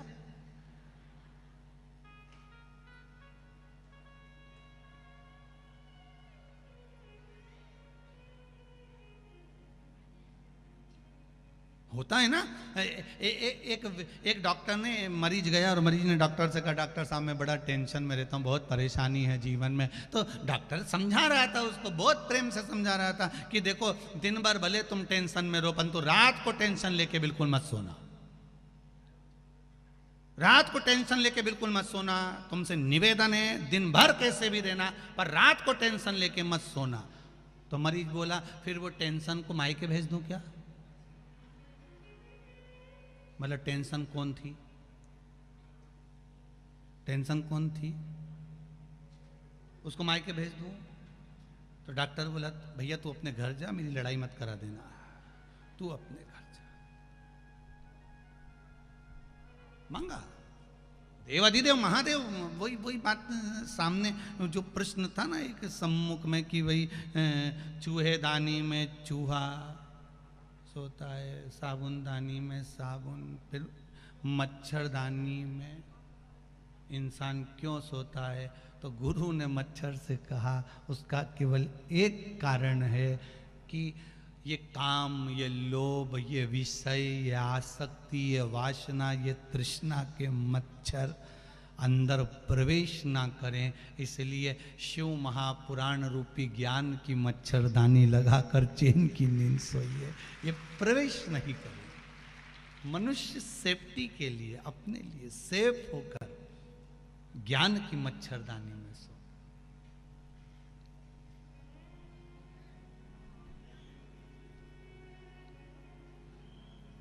अब वर दीजिए मुझको कि आपकी कभी पूर्ण परिक्रमा नहीं होगी। शंकर भगवान ने कहा तथास्तु, मेरी पूर्ण परिक्रमा नहीं होगी, तूने वर मांगा है दे देता हूं।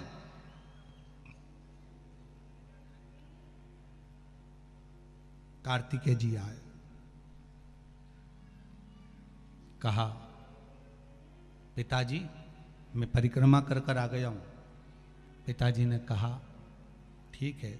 इतने में गणेश जी बोल दिए प्रथम गिनती में मैं गिना जाऊंगा, क्योंकि मैंने माता पिता की परिक्रमा करी। क्रोध आ गया। कार्तिकेय जी उसी समय पर समझाए, भोलेनाथ जी खूब समझाया माता पार्वती जी ने, पर कार्तिकेय नहीं माने और कार्तिकेय श्री सैलम पर चले गए और श्री सैलम पर जाकर कार्तिकेय बाबा उस श्री सैलम में जाकर विराजमान हो गए, जिनका नाम मल्लिका अर्जुन हो गया। क्या नाम पड़ गया भगवान का? मल्लिकार्जुन।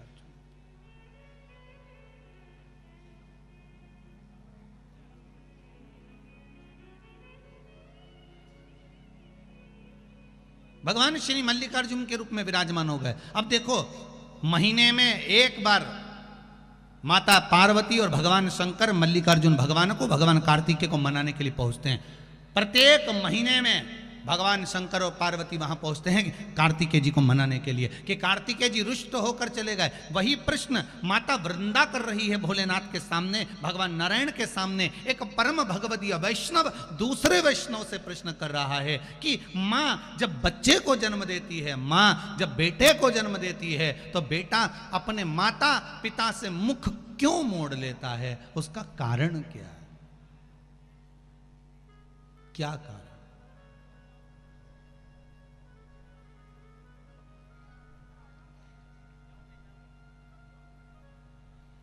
पर कई घर ऐसे भी हैं जिसमें माता पिता से बच्चे मुख नहीं मोड़ते। भाई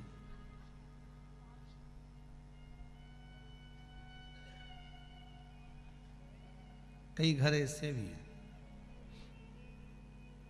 आज भी कई घर ऐसे हैं, घर में एक व्यक्ति बीमार होता है और उसके लिए अगर खिचड़ी बनती है चावल की तो पूरे घर को खिला देते हैं, पूरे घर को। घर में एकादशी का व्रत एक का होता है, साबूदाने की खिचड़ी सब खाते हैं।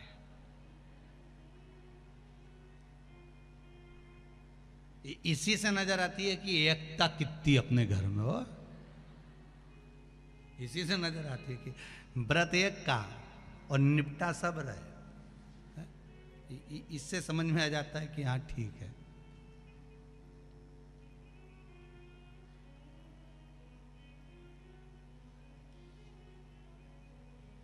अब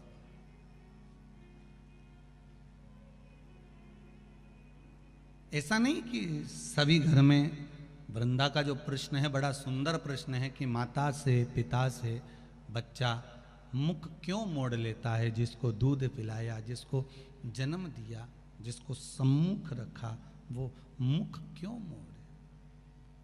शिव कह रहे हैं ऐसा नहीं। वृंदा देवी दो कारण हैं जिसके कारणवश घर में बेटे का जन्म होता है और उस जन्म का भाग माता पिता को प्राप्त होता है। दोनों बातों को अच्छे से समझ लीजिएगा कि घर में एक बेटा एक बहू आपकी सेवा कर रहे हैं और घर में अगर बेटा बहू आपकी सेवा नहीं कर रहे हैं तो उसका फल क्या है? माता वृंदा ने कहा कि माँ जब दूध पिलाती है, माँ अपना रक्त दे देती है, तो फिर बच्चे मुख क्यों मोड़ लेते हैं? शंकर जी कह रहे हैं सुनो वृंदा, ये गौ सेवा का भाग है। धेनुमानस में, गरुण पुराण में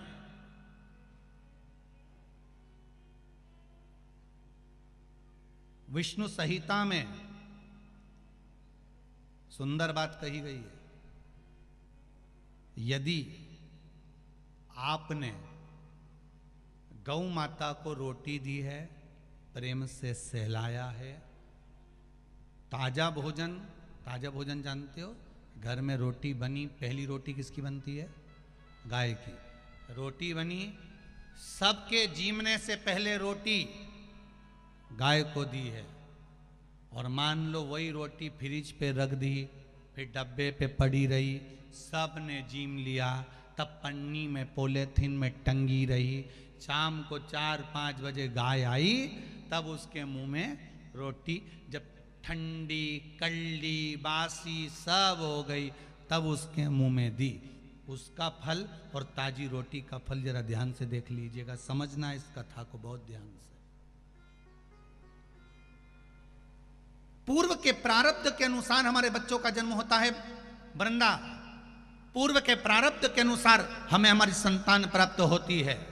अगर किसी गौ माता की सेवा करी है, गाय को एक रोटी दी है, गाय को चारा दिया है, गौ माता की सेवा करी है, किसी की सेवा में अगर तुम लगे हो, किसी जीव को, चाहे वो चींटी हो, चाहे वो कौवा हो, चाहे वो पक्षी हो, चाहे वो पशु हो, किसी जीव को अगर तुमने ताजा भोजन दिया है और उसकी सेवा प्रेम से करी है, तो तुम्हारे घर में जो बेटा जन्म है, तुम्हारे घर में जो बहू आती है, वो तुम्हारी सेवा में तल्लीन रहती है महाराज। और अगर तुम्हारे दरवाजे पर गाय आई तुम्हारे दरवाजे पर जीव आया, तुमने एक बार रोटी दे दी और रोटी देने के बाद दूसरी बार उसको डंडा लेकर भगा दिया, तुमने गाय को धप मार कर भगा दिया, गाय दरवाजे से भूखी चली गई, कहीं तुमने डंडा मार दिया, कहीं उसको अपशब्द कह दिए, कहीं चिल्ला के बोल दिए हाओ अभी तो दी थी रोटी,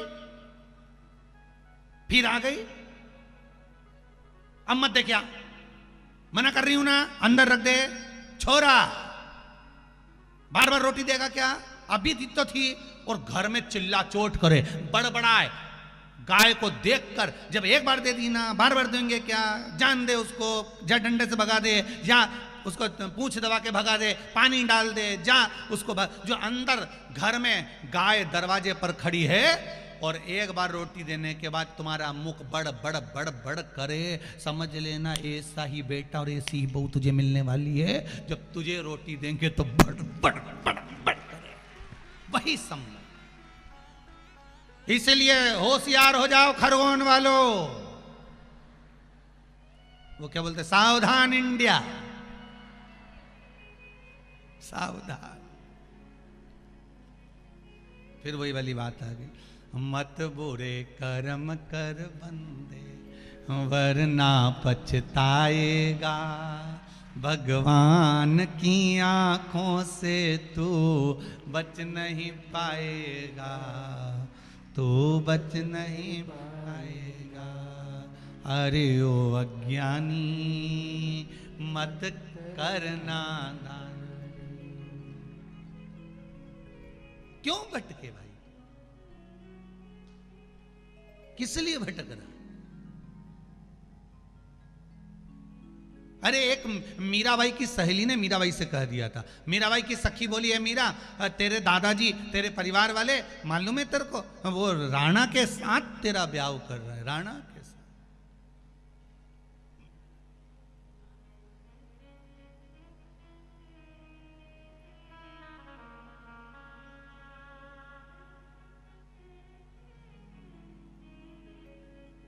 मालूम है तेरे को मीरा? मीराबाई ने कहा मेरे परिवार वाले मेरा ब्याह, अरे मेरी माँ को तो मालूम है कि जब एक दूल्हा निकल कर जा रहा था तो मैंने माता से पूछ लिया था ये कौन जा रहा है और डोली में कौन जा रही, तो मीरा की माँ ने कह दिया था ये दूल्हा है वो दुल्हन है, तो मैंने माँ से जिद करी थी माँ मुझे दुल्हन बनना है, मेरा दूल्हा ला, और मेरी माँ ने मुझे लकड़ी की, एक पत्थर की, एक कांट की, एक भाटा की, एक मूरत मुझे ला कर दे दी थी पत्थर की, वो मूरत से मेरी लगन लग गई, तो अब दूसरी लगन कहाँ लगाऊंगी बता। अब क्या,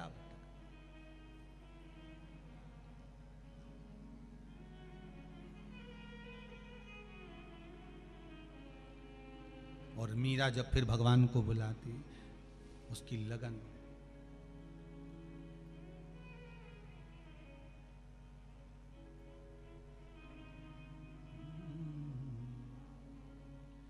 मेवतड़ी बुलावे थाने, मीराबाई बुलावे, आजा मनमोहन मीरा मेवतड़ी बुलावे, आजा मनमोहन मीरा मेड़ता बुलावे, मीरा बुलावे थाने दासी समझावे रे, आजा मनमोहन मीरा मेवतड़ी बुलावे, आजा मनमोहन मीरा मेवतड़ी बुलावे, आओ से दोनों हाथों से, मनमोहन मीरा मेवतड़ी बुलावे, मेवत बुलावे तने मीराबाई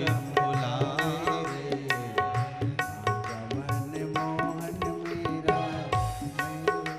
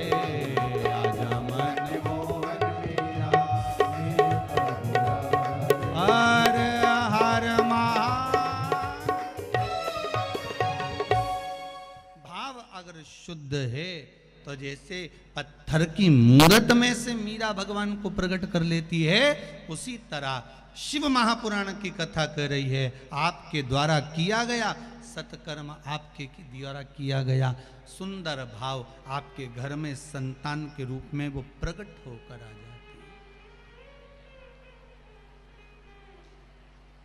सबको समझ में आया ना?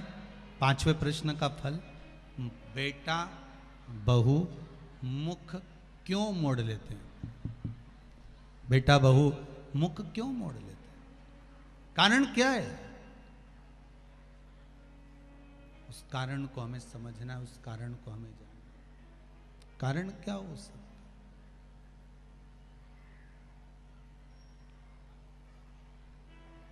गौ माता को अगर रोटी दी है, गौ माता की चाकरी करी है, गौ माता को अगर कुछ प्रदान किया है, गौ माता को अगर कुछ दिया है, प्रेम से आपने गौ सेवा को तत्पर माना है, तो घर में जो संतान होगी ना, वो भी सुख देने वाली है। और अगर आपने जरा सा घर में क्लेश रखकर अगर कुछ करा है, शिव महापुराण की कथा तो यहाँ तक कहती है, अगर आपके घर के लोग मना करें कि शिव पुराण में मत जा, लड़ाई करे, झगड़ा करे, तो आपसे हाथ जोड़ के निवेदन है, जी जी हो खरगोन वाली, अपने घर में ही अपन भले आस्था चैनल चालू करो, 1 बजे से 4 बजे तक टीवी पर ही कथा देखो। टीवी चलाने को भी मना करे तो मोबाइल पर देख लो, और मोबाइल चलाने को भी मना करे तो श्री शिवाय नमस्तुभ्यम घर में बैठ के जपते रहो, भगवान का स्मरण करते रहो, भजन करते रहो, कीर्तन करते रहो। बहुत है, इतना ही भजन।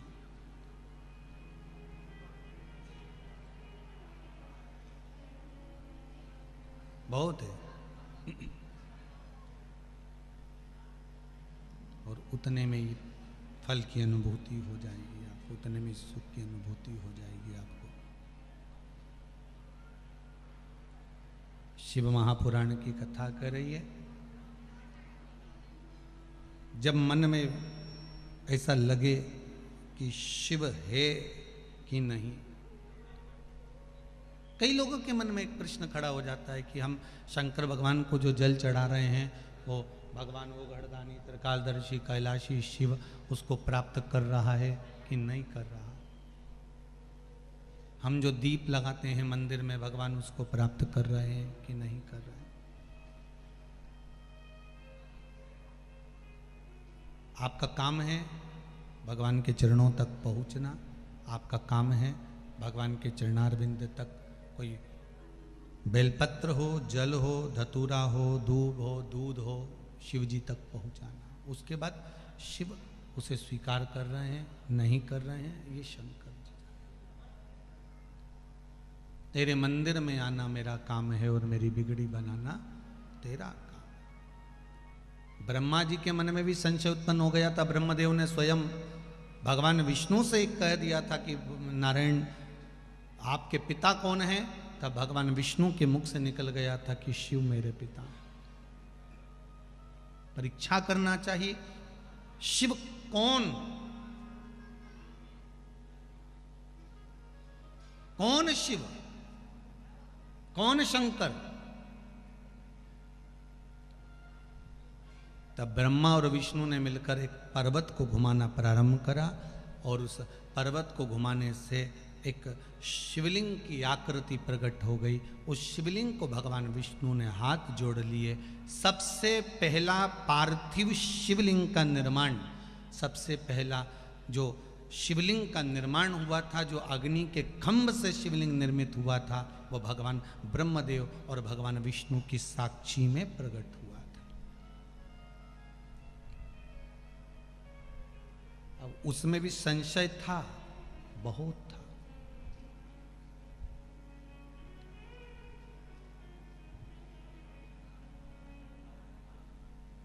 कई बार हमारे मन में भी आ जाता है कि हम भगवान का नाम रट तो रहे हैं, हम भगवान का नाम ले तो रहे हैं, क्या भगवान हमारे मंत्र को, क्या भगवान हमारे नाम को, क्या भगवान हमारे भजन को स्वीकार कर रहे हैं कि नहीं कर रहे हैं।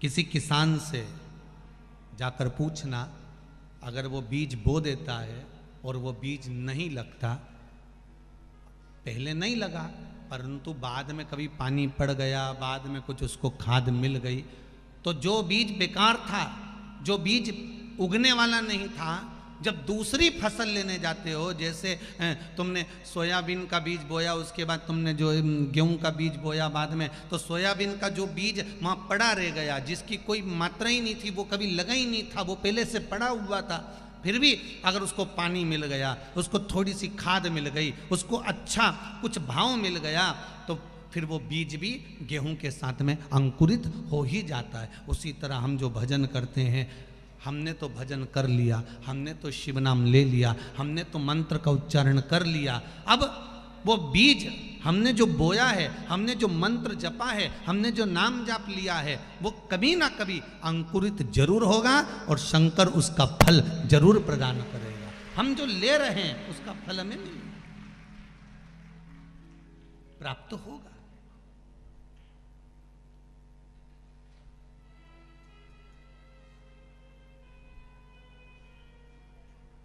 हाँ, कभी कभी गड़बड़ी हो जाती है, कभी कभी हो जाता है। एक बच्चा खो गया, और एक बच्चा जब गायब हो गया तो किसी ने व्हाट्सएप पर उस बच्चे का फोटो डाल दिया और डालकर लिख दिया, ये बच्चा खो गया है, इसको ढूंढो और इसके घर का ये एड्रेस है, छोड़ के आना। ये बच्चा कहीं खो गया है, इस बच्चे का फोटो डला हुआ है और वो बच्चे को ढूंढना है। और ढूंढा, वो बच्चा रात को अपने घर आ गया। अब बच्चा तो रात को घर आ गया, पर वो जो मैसेज था ना व्हाट्सएप पर, वो जगह जगह जगह जगह चलता ही रहा। 1 साल तक वो मैसेज घूमता रहा, और वो छोरा जब जब कहीं बाजार में जाए, लोग उसे पकड़ के फिर घर छोड़ आए।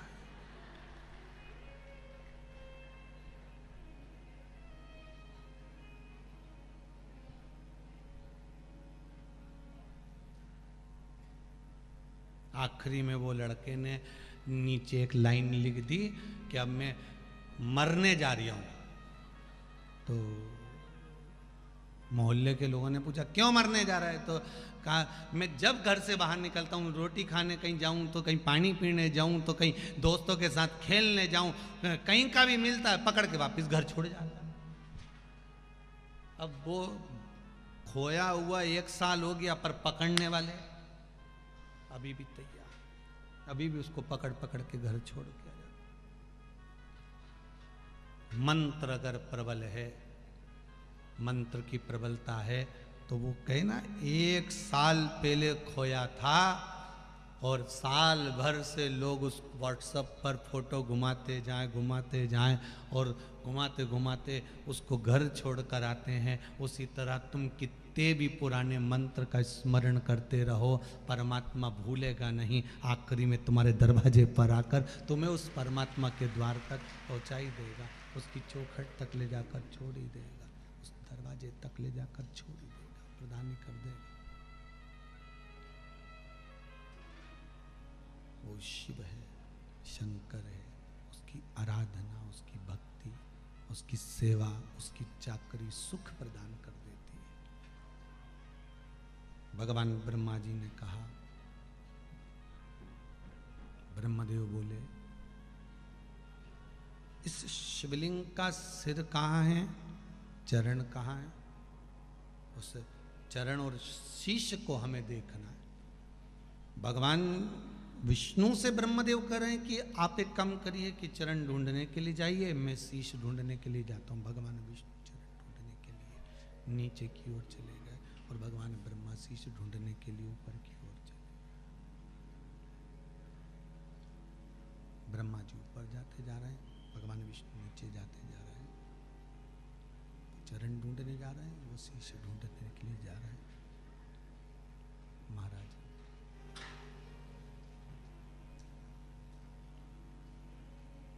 ब्रह्मा चढ़ते गए, चढ़ते गए, चढ़ते गए, चढ़ते गए, और जब चढ़ते चढ़ते भी ब्रह्मा जी को भगवान शंकर का शीश नहीं मिला,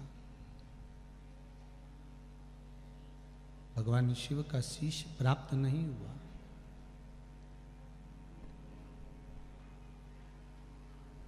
सामने एक केतकी का पुष्प दिखा।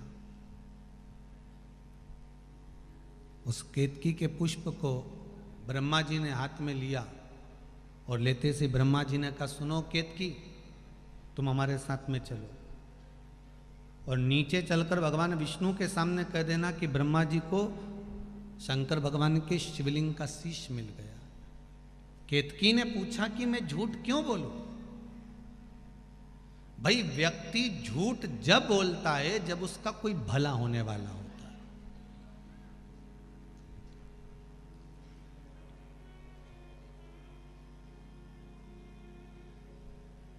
उसके जीवन में कुछ अच्छा होने वाला होगा, भला होने वाला होगा, तो व्यक्ति झूठ बोलेगा। तो केतकी ने पूछा कि मैं झूठ बोलूंगा तो मेरा भला क्या होगा? तो ब्रह्मा जी ने कहा, मैं सारे 33 कोटि देवताओं पर तुझे चढ़ाकर रखूंगा, सारे देवताओं पे तू चढ़ेगा। सामने से गौ माता निकल कर आ रही थी, गाय को भी ब्रह्मा जी ने रोक लिया, तुम हमारे साथ चलो। नीचे चलकर भगवान विष्णु के सामने कह देना कि ब्रह्मा जी को भगवान शंकर का सिर मिल गया है। तो गौ माता ने पूछा कि मैं झूठ क्यों बोलूं? ब्रह्मा जी ने कहा, सबसे पहली रोटी जो बनेगी वो गाय तुझे दी जाएगी। एक रोटी के चक्कर में गौ माता ने झूठ बोल दिया, और आज भी एक रोटी के चक्कर में मनुष्य अपनी दुकान पर बैठकर जीवन भर झूठ ही बोलता रहता है, केवल एक रोटी के चक्कर में। कभी कभी आप भी अपने अपने पतियों से पूछ सकती हो, इतना किसके लिए कमा रहे हो? 2 रोटी चैन की नहीं खा पा रहे, किसके लिए? हम कई बार कथा में कहते हैं, 1-2 बार तो कुबेरेश्वर धाम से भी आपको कहा कि शंकर की कथा में भी अगर आप जा रहे हो ना, तो आपके अगर आभूषण शरीर पर हैं तो वो आभूषण की महत्वता नहीं है जितनी भगवत भजन के आभूषण की महत्वता है। सबसे सुंदर आभूषण मुख के लिए क्या होता है? जम के बोलिए, भगवान का भजन। कानों के लिए सबसे सुंदर आभूषण कौन सा होता है? शिव महापुराण की, जम के बोलते जाओ, कथा।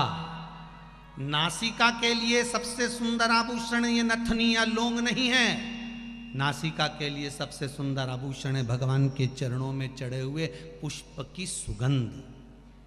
शीश के लिए बेंदा आभूषण की जरूरत नहीं है, शीश के लिए आभूषण है भगवान के चरणों की धूल इस मस्तक पर चढ़ जाए और हमारा कल्याण हो जाए, वो आभूषण मूल है। हाथों के लिए मुद्रिका या कड़ा या स्वर्ण आभूषण की जरूरत नहीं, इन हाथों से दान हो, धर्म हो, भगवान की सेवा हो, वो आभूषण मूल है। चरण के लिए पायल रूपी आभूषण की जरूरत नहीं, चरण के लिए आभूषण है भगवान के चरणारविंद तक पहुंचना। कंठ के लिए जरूरी है रुद्राक्ष और तुलसी की माला का स्मरण। हाँ, स्वर्ण आभूषण धारण करो, पहनो, खूब पहनो, स्वर्ण आभूषण धारण करो, खूब पहनो, पर कहां? जहां हमारा परिवार, हमारा पति, हमारा ससुर, हमारी सास, हमारा कुटुंब वाला संग चले, वहां जहां महादेव आपके साथ चले, वहां तो केवल शिव नाम का आभूषण होना चाहिए, केवल शिव नाम का।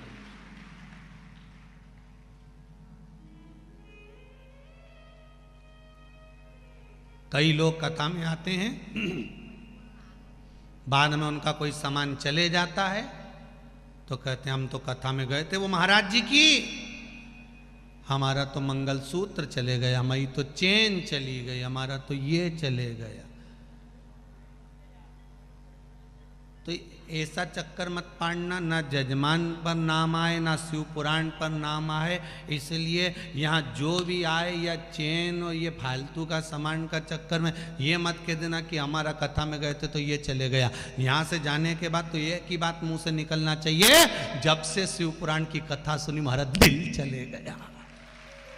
तो बात नहीं तो मालूम पड़े कि बताओ हम तो कथा में गए थे ने, कई लोग बोलते होते हमारी चप्पल चली गई, भगवान ढूंढे पड़े।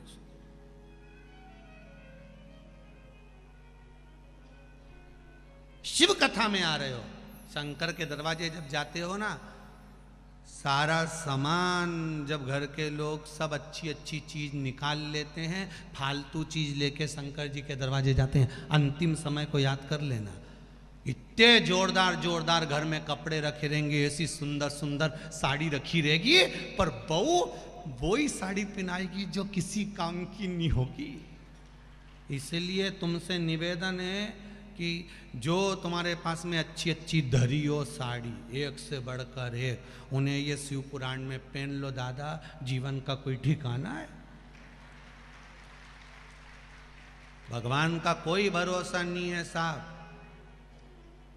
जैसे कंपनी वाले कंपनी के कर्मचारियों को टेंडर देते हैं ना, सुनो इतना पैकेज पूरा होना चाहिए, इतना काम पूरा होना चाहिए, उसी तरह भगवान विष्णु भी यमराज को कभी कभी पैकेज दे देते, नीचे से इतने उठा लाओ। और पिछला पैकेज तुमने देख लिया है कोरोना का। और तीसरा पैकेज के चक्कर में मत रहना, मुंह पर मास्क लगा के रहना और हाथ को बार बार धोते रहना। छोरा छोरी को मार मार के मत धोना, हाथ को धोते रहना।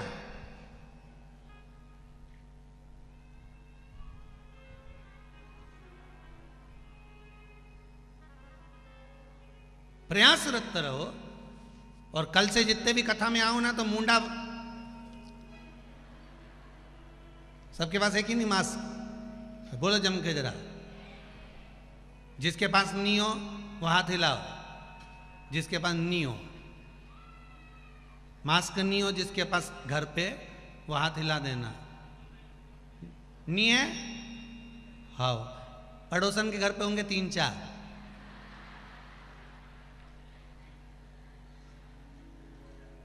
अब हिलाओ।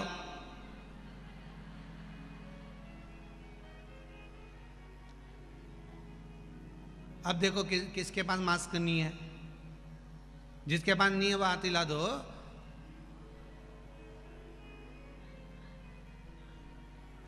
सबके पास है? बस तो फिर भगवान तुम्हारा भला करे दादा। वो अचार डालने के लिए नहीं है, वो मास्क जितना भी तुम्हारे घर पे धरा है नहीं, वो अचार डालने के लिए नहीं हो, वो तुम्हारे मुंडा पे लगाने का है। तो उसको बढ़िया कल उसको निकालो पेटी मेटी में से, 2 धूप बत्ती अगरबत्ती घुमा के, और उसका नाम लेना, हे कोरोना मैया कृपा कर जे, शिव पुराण की कथा में जा रहे हैं, मुंडा पे चल के चल। और देवी के जैसे लाए नहीं, एक ईके भी लिया और मुंडा पे लगा के फिर कथा में बैठो और फिर कथा का आनंद लो, जिससे भारत की भूमि भी स्वच्छ सुंदर और रोग से मुक्त हो। हमारा खरगोन ऐसा भाव प्रकट करिए। सर्वे भवन्तु सुखिनः। आनंद में लाओगे ना कल?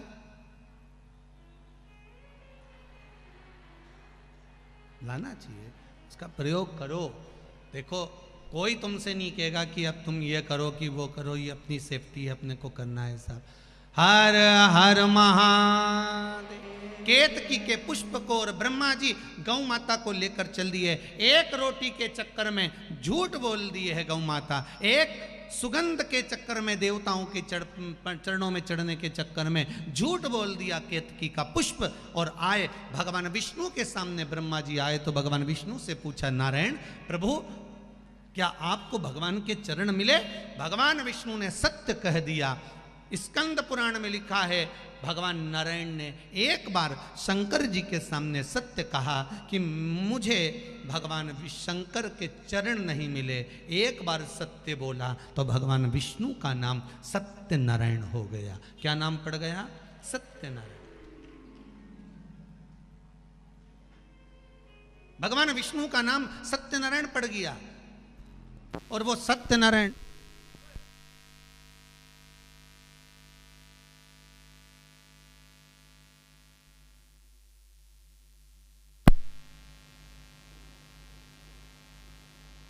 राधे, भगवान विष्णु का नाम सत्यनारायण पड़ गया।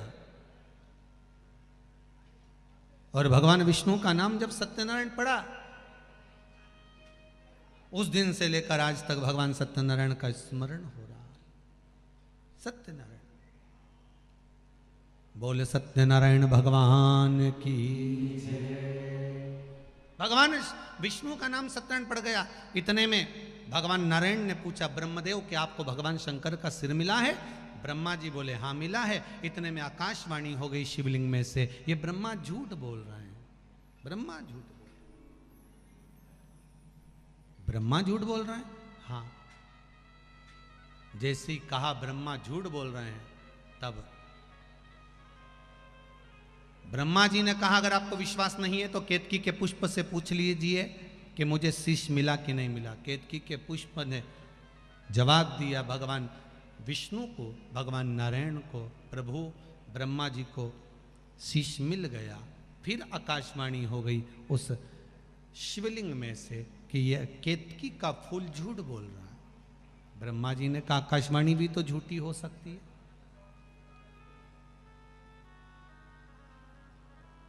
श्राप दे दिया भगवान शंकर ने केतकी के पुष्प। सारे देवताओं पर तू चढ़ेगा पर शंकर पर कभी नहीं चढ़ेगा। अगर भूल से भी केतकी का फूल शंकर पर चढ़ गया तो 1000 गौ हत्या के बराबर दोष लग जाएगा। सारे देवताओं पर केतकी का फूल चढ़ता है पर शंकर पर कभी नहीं चढ़ता महाराज, शिव पर नहीं चढ़ता। श्राप है तुझको, तू कभी नहीं चढ़ेगा, दोष लग गया। ब्रह्मा जी ने कहा अगर विश्वास ना हो तो गौ माता से पूछ लो। गौ माता से कहा गौ माता बोलो क्या ब्रह्मा जी को शंकर भगवान का शीश मिला? इतने में गौ माता ने कहा हाँ ब्रह्मा जी को शंकर भगवान का शीश मिला। भगवान शंकर की आकाशवाणी हुई कि गाय झूठ बोल रही है। गौ माता तू जगत की मां होकर तू झूठ बोल रही है? हे गौ माता मैं तुझे श्राप देता हूं गौ माता, तेरा पूरा शरीर पूजा जाएगा पर तेरा मुख अपूज्य माना जाएगा, तेरा मुख अपूज्य रहेगा। हिंदू धर्म में कन्यादान, वस्त्र दान, मुद्रा दान, स्वर्ण दान, अन्न दान, सारे दान आगे से होते हैं। हिंदू धर्म में केवल एक दान है गौदान, जो पीछे से होता है, गाय की पूंछ पकड़कर किया जाता है क्योंकि गाय ने झूठ बोला था। हिंदू धर्म में सारी परिक्रमा आगे से होती है, मंदिर की, देवालय की, देवताओं की सारी परिक्रमा आगे से, पीपल, आंवला जितने वृक्ष हैं सबकी सबकी परिक्रमा आगे से होती है। पर हिंदू धर्म में केवल एक परिक्रमा है, वो है गौ माता की। वो परिक्रमा गाय के पीछे से चालू होकर पीछे पर विराम होती है, पूंछ से चालू होती है और पूंछ पर विराम होती है। गाय की परिक्रमा कभी आगे से नहीं होती। क्यों? क्योंकि ये झूठ बोली। ब्रह्मा जी ने भी झूठ बोला, शिव जी को क्रोध आया, शंकर भगवान ने अपने पैर के अंगूठे का नख तोड़ा, फेंका, उस नख को तोड़कर फेंका।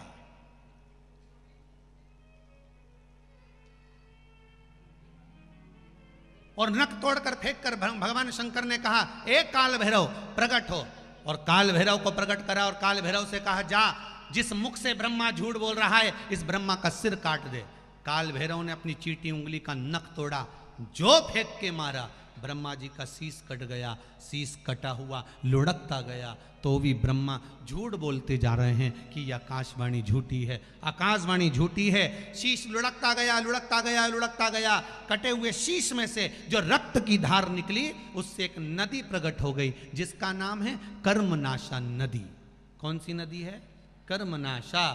भारत की भूमि पर केवल एक नदी ऐसी है जिस नदी का पानी कुत्ता भी नहीं पीता है, कोई पक्षी उसमें चोंच नहीं डुबोता है, वो नदी है कर्मनाशा।